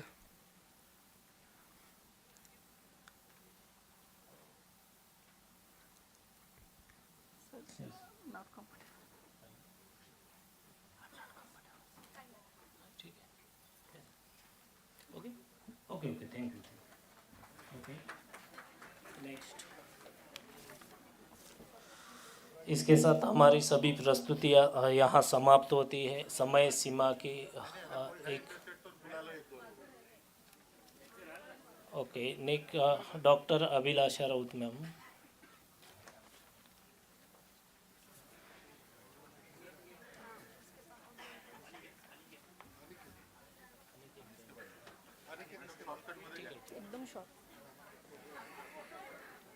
मंचावर उपस्थित मान्यवरांना आणि सर्वांना माझा सस्नेह नमस्कार. मी doctor Abhilasha Raut, department of history, Hislop college. आजच्या परिषदेचा विषय आहे shifting lens, revisiting historical and cultural studies. आणि मला असं वाटतं की हिस्टॉरिकल आणि कल्चरल स्टडीजचा पुनर्विचार करताना इतिहास लेखनाच्या पद्धतींचा पण पुनर्विचार करायला पाहिजे. आणि म्हणूनच माझा जो विषय आहे तो आहे इतिहास लेखनाच्या पद्धती, पारंपरिक व नवीन बदलते प्रवाह. EH या संदर्भात म्हणतात की इतिहास म्हणजे इतिहासकार आणि ऐतिहासिक तथ्ये यांच्यात चालणारा अखंड संवाद होय. यावरून आपल्याला लक्षात येईल की इतिहास लेखन हे बदलायला पाहिजे, त्याचं स्वरूप पण बदलायला पाहिजे. इतिहास म्हणजे काय तर भूतकाळातील घटनांचा क्रमबद्ध आलेख एवढा अर्थ नसून मानवी समाजाच्या अनुभवांचे ते एक विश्लेषणात्मक प्रतिबिंबसुद्धा असते. आणि त्यामुळे इतिहास लेखन करताना आपल्याला बऱ्याच गोष्टींचा विचार या ठिकाणी करावा लागतो. मग पारंपरिक पद्धतींमध्ये आपण बघतोय की राजकीय इतिहास लेखन, मार्क्सवादी इतिहास लेखन, वसाहतवादी इतिहास लेखन, राष्ट्रवादी इतिहास लेखन, सबाल्टन इतिहास लेखन, ॲनल्स, सामाजिक इतिहास लेखन, स्त्रीवादी इतिहास लेखन आणि उत्तर आधुनिक इतिहास लेखन. या पारंपरिक पद्धतींमध्ये बरेच दोष आहेत. जसं की हे यापैकी जास्तीत जास्त या लिखित दस्तावेजांवर आधारित आहे, पुरुषप्रधान दृष्टिकोनाचा विचार यामध्ये आहे आणि राजकीय लष्करी इतिहासाला जास्ती प्राधान्य देण्यात आले आहे. पण तंत्रज्ञान आणि बदलत्या संचार व्यवस्थेमुळे आवश्यक झालं आहे की आपण सामान्यांचा देखील इतिहास लिहायला पाहिजे आणि नवीन तंत्रज्ञानाचा उपयोग करायला पाहिजे. आणि त्यामुळे आता नवीन ज्या पद्धती आहे त्यामध्ये डिजिटल इतिहास लेखन, समुदाय आधारित इतिहास लेखन, मल्टीमीडिया आधारित इतिहास लेखन आणि AI आधारित इतिहास लेखन याचा देखील आपण विचार करायला पाहिजे. कारण याचे फायदे जर आपण बघितले तर अशा प्रकारचे इतिहास लेखन हे सर्वसमावेशक होऊ शकतं. त्याचबरोबर विद्यार्थ्यांना, अभ्यासकाला प्रत्यक्ष आपण ऐकू शकतो, बघू शकतो, अशा पद्धतीचा अनुभव या माध्यमातून देता येईल आणि आपल्याला बरीच माहितीसुद्धा डिजिटल साधनांच्या माध्यमातून मिळवता येईल. परंतु याचे दोषही आहेत, कारण डिजिटल साधनं वापरायला सर्व साक्षर नाही आहेत. दुसरा महत्त्वाचा दोष म्हणजे खोट्या माहितीचा धोका खूप जास्ती आहे, त्यामुळे प्रत्येक गोष्टीचं सत्यापन करायला पाहिजे. आणि तिसरा जो दोष यामध्ये आहे तो म्हणजे स्थानिक भाषांमध्ये साधनं फार कमी उपलब्ध आहेत आणि त्यामुळे आपण याही साधनांचा उपयोग करताना बराच विचार करायला पाहिजे. एकंदरीत इतिहास लेखन ही सतत चालणारी प्रक्रिया आहे. पारंपरिक इतिहास लेखन पद्धतीने आपल्या इतिहास लेखनाचा पाया मजबूत केलेला आहे, तर आधुनिक इतिहास लेखन पद्धतीने आपल्याला नवीन विचार दिलेला आहे. आणि एकूणच असं म्हणता येईल की हे जे परिवर्तन झालेलं आहे त्यामुळे भविष्यात संशोधन, शिक्षण आणि सामाजिक समज या सर्व संदर्भामध्ये आपली दृष्टी अधिक जास्त विस्तृत होण्यासाठी इतिहास लेखनाच्या नवीन पद्धती आणि जुन्या दोनही आपल्याला सहाय्यक ठरू शकतात. धन्यवाद.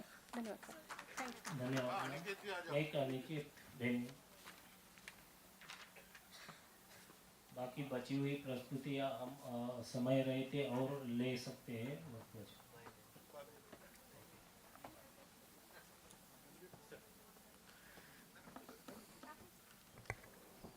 थोड़ा वर करून माइक. हो बस तो. येस. हेलो, नमस्ते. My name is Aniket. My title of my research paper is Globalization and Changing Nature of Festivals in Bharat after 1991, a Historical Analysis. इस रिसर्च पेपर में मैंने सिंपली फेस्टिवल्स जो हमारे ट्रेडिशन में सेलिब्रेट किए जाते हैं इंडियन सोसाइटी में 1991 के न्यू इकोनॉमिक पॉलिसी में जो हमने अडॉप्टेशन किए उसके बाद किस तरीके से फेस्टिवल्स बदले हैं इसके बारे में मैंने इस पेपर में डिस्कस किया है। इसमें 4 सेक्शंस है। First section is commercialisation and artificialisation of Indian festivals. इसमें मैंने डिस्कस किया है कि किस तरीके से जो कंपनीज है उन्होंने फेस्टिवल्स को as advertisement and brand promotion की तरह यूज़ किया है। Just 2 small examples. First is Cadbury Celebrations. उन्होंने अपना जो ब्रांड है उसको रक्षाबंधन और दिवाली के साथ कनेक्ट करके कुछ मीठा हो जाए कुछ अच्छा हो जाए के टैगलाइन के साथ प्रमोट किया। Second is we all know Moti साबन, राइट, मोती सोप। अभ्यंग स्नान is connected with the Moti soap. It created a substitute for Upton. The tagline is उठा उठा दिवाळी आली मोती स्नानाची वेळ झाली. So they substituted the Upton with moti soap and used the festival for their brand promotion. Artificialization. Now we don't use natural flowers that much for decoration. We use artificial things. Second section is shifting from ritual to visual spectacle. We are moving from ritual centric festivals to celebration centric festivals. For just a small example, before we used to celebrate Garba as a spiritual dance. Now it become Garba nights, right? After globalization, this commercialization of festivals happened. Third section is configuration of social order. Simply means that the social aspect of festival, that is collective celebration. We gather together and celebrate the festivals. This has changed after globalization. My fourth section is emergence of new festivals in India, in Bharat. For example, Friendship Day, Mother's Day, Valentine's Day, these all things are included in our festive calendar. Before these things were absent. Just my concluding point is, in this paper I have discussed that there is continuity and change. Continuity in that aspect that I have mentioned collective celebration. This thing is still continuing in Indian society. For example, the Dhol Tasha Pathaks during Ganesh festivals. These display the social aspect of social gathering in Dhol Tasha Pathak. We can see that. So my last concluding point is, Indian society or the Bharatiya culture always embraces the values. We take good values from Western things, but in that order we need to make sure that our culture is preserved, our values are preserved. Thank you so much. धन्यवाद. धन्यवाद.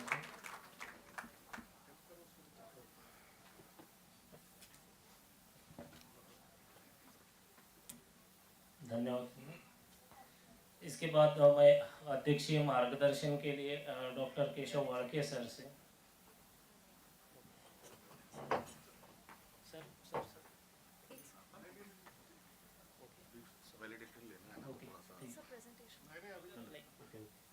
Time permits, we will take other presentation also. International resource person उधर से जोड़ेंगे ना, बाद में.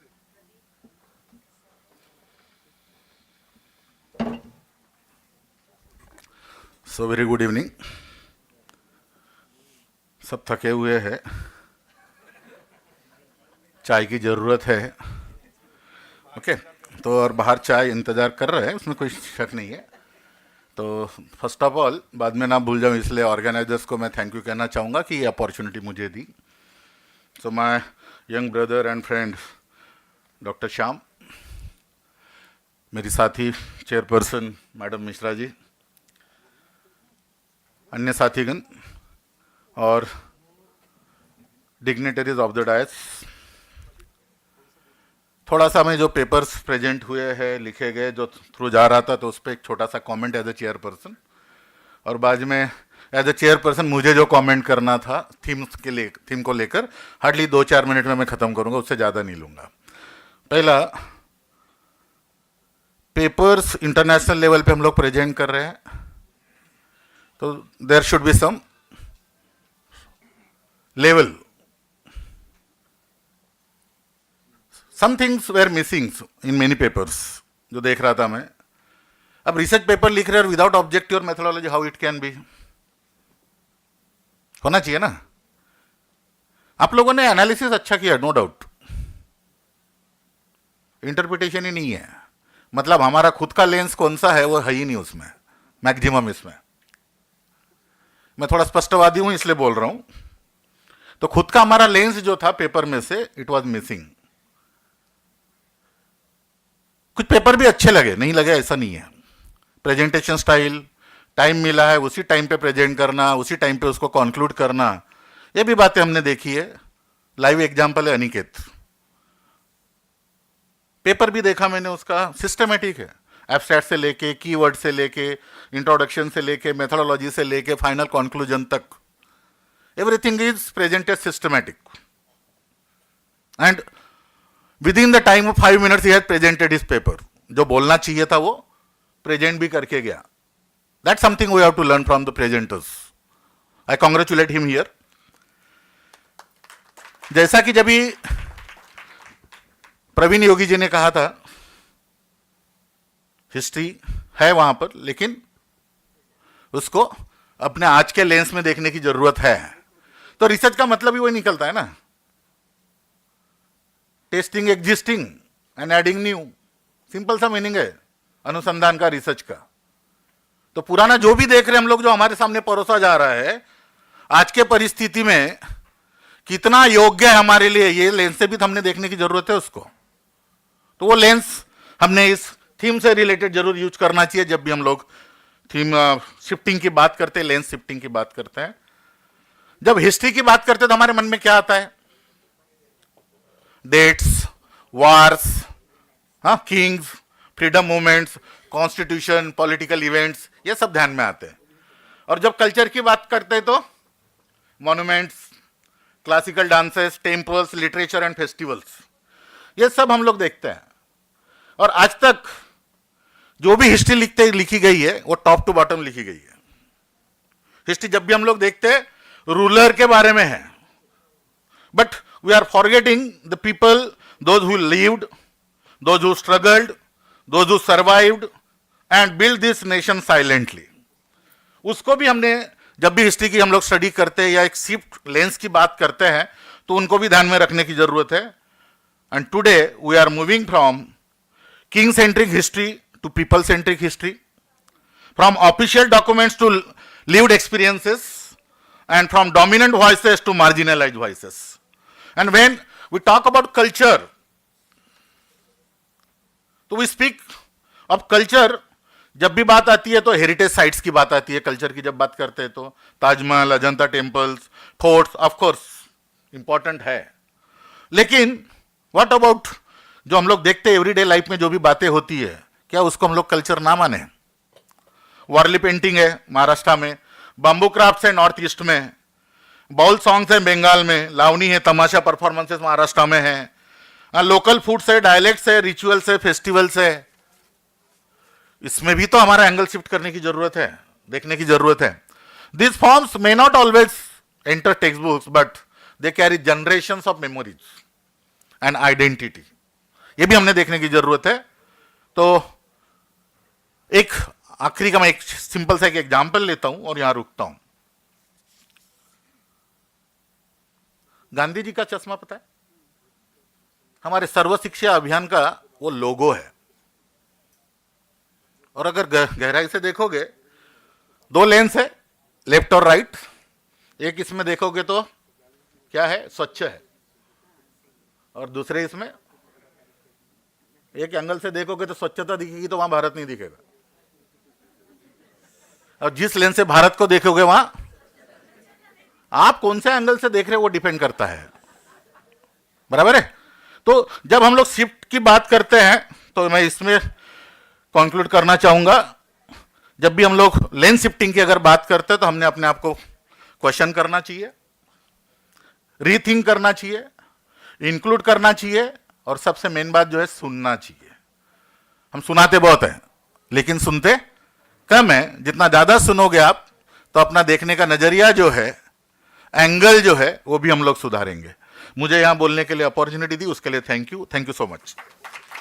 धन्यवाद sir, research presenter का उत्साहवर्धन करने के लिए। नेक्स्ट मैं अध्यक्षीय मार्गदर्शन के लिए डॉक्टर मिश्रा मैम को यहाँ आमंत्रित करना चाहूँगा।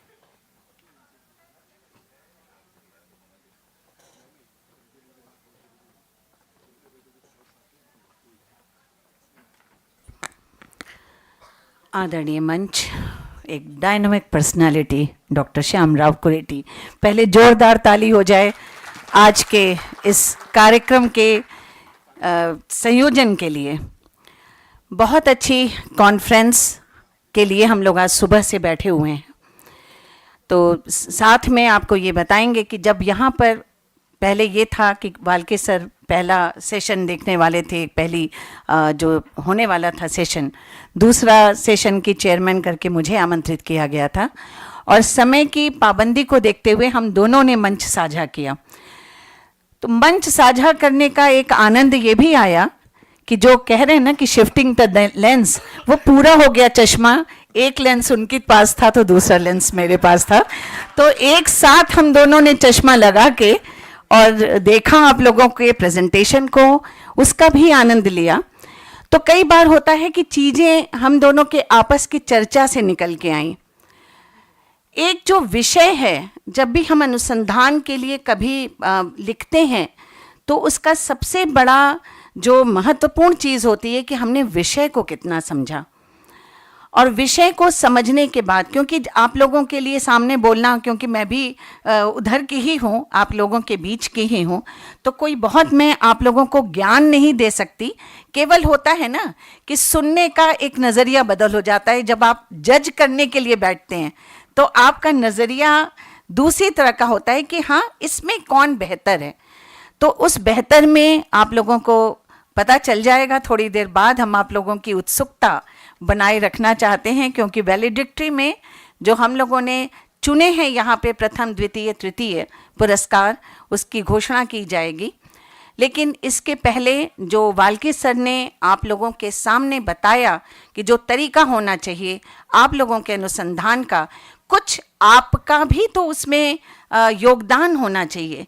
जो निष्कर्ष निकलता है वो एक साधारण निष्कर्ष न होके आपने उसको किस लेंस को लगाकर देखा, आपका क्या नज़रिया रहा, ये सबसे महत्वपूर्ण होता है अनुसंधान का निष्कर्ष।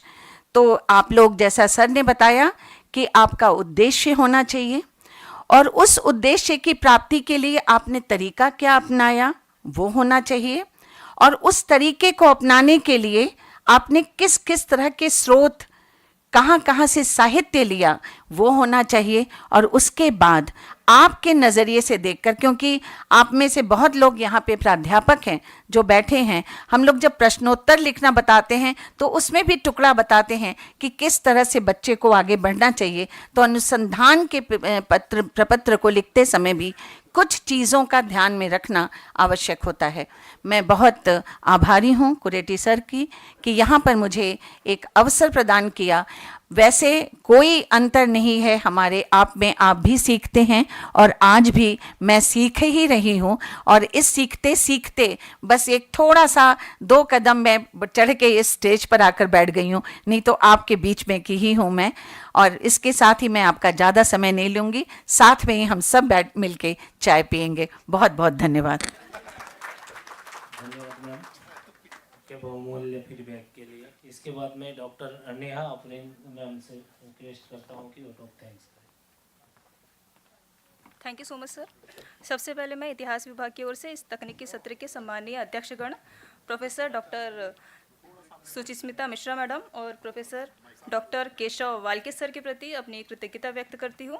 आप दोनों के कुशल नेतृत्व, विषय की गहन समझ तथा मूल्यवान मार्गदर्शन के कारण यह तकनीकी सत्र अत्यंत सुव्यवस्थित, सफल और ज्ञानवर्धक सिद्ध हुआ। हम सभी आप दोनों अध्यक्षगण द्वारा प्रदान किए गए समय और सहयोग के लिए हार्दिक आभारी है। धन्यवाद सर, धन्यवाद मैडम। मैं इस अवसर पर माननीय professor doctor Shyamrao Kureti sir का हृदय से आभार व्यक्त करती हूँ, जिन्होंने हमें यह अवसर व मंच प्रदान किया। साथ ही मैं इस सत्र के सूत्र संचालक डॉक्टर प्रदीप चौहान सर को सफलतापूर्वक संचालन के लिए बधाई देती हूं और आभार व्यक्त करती हूं।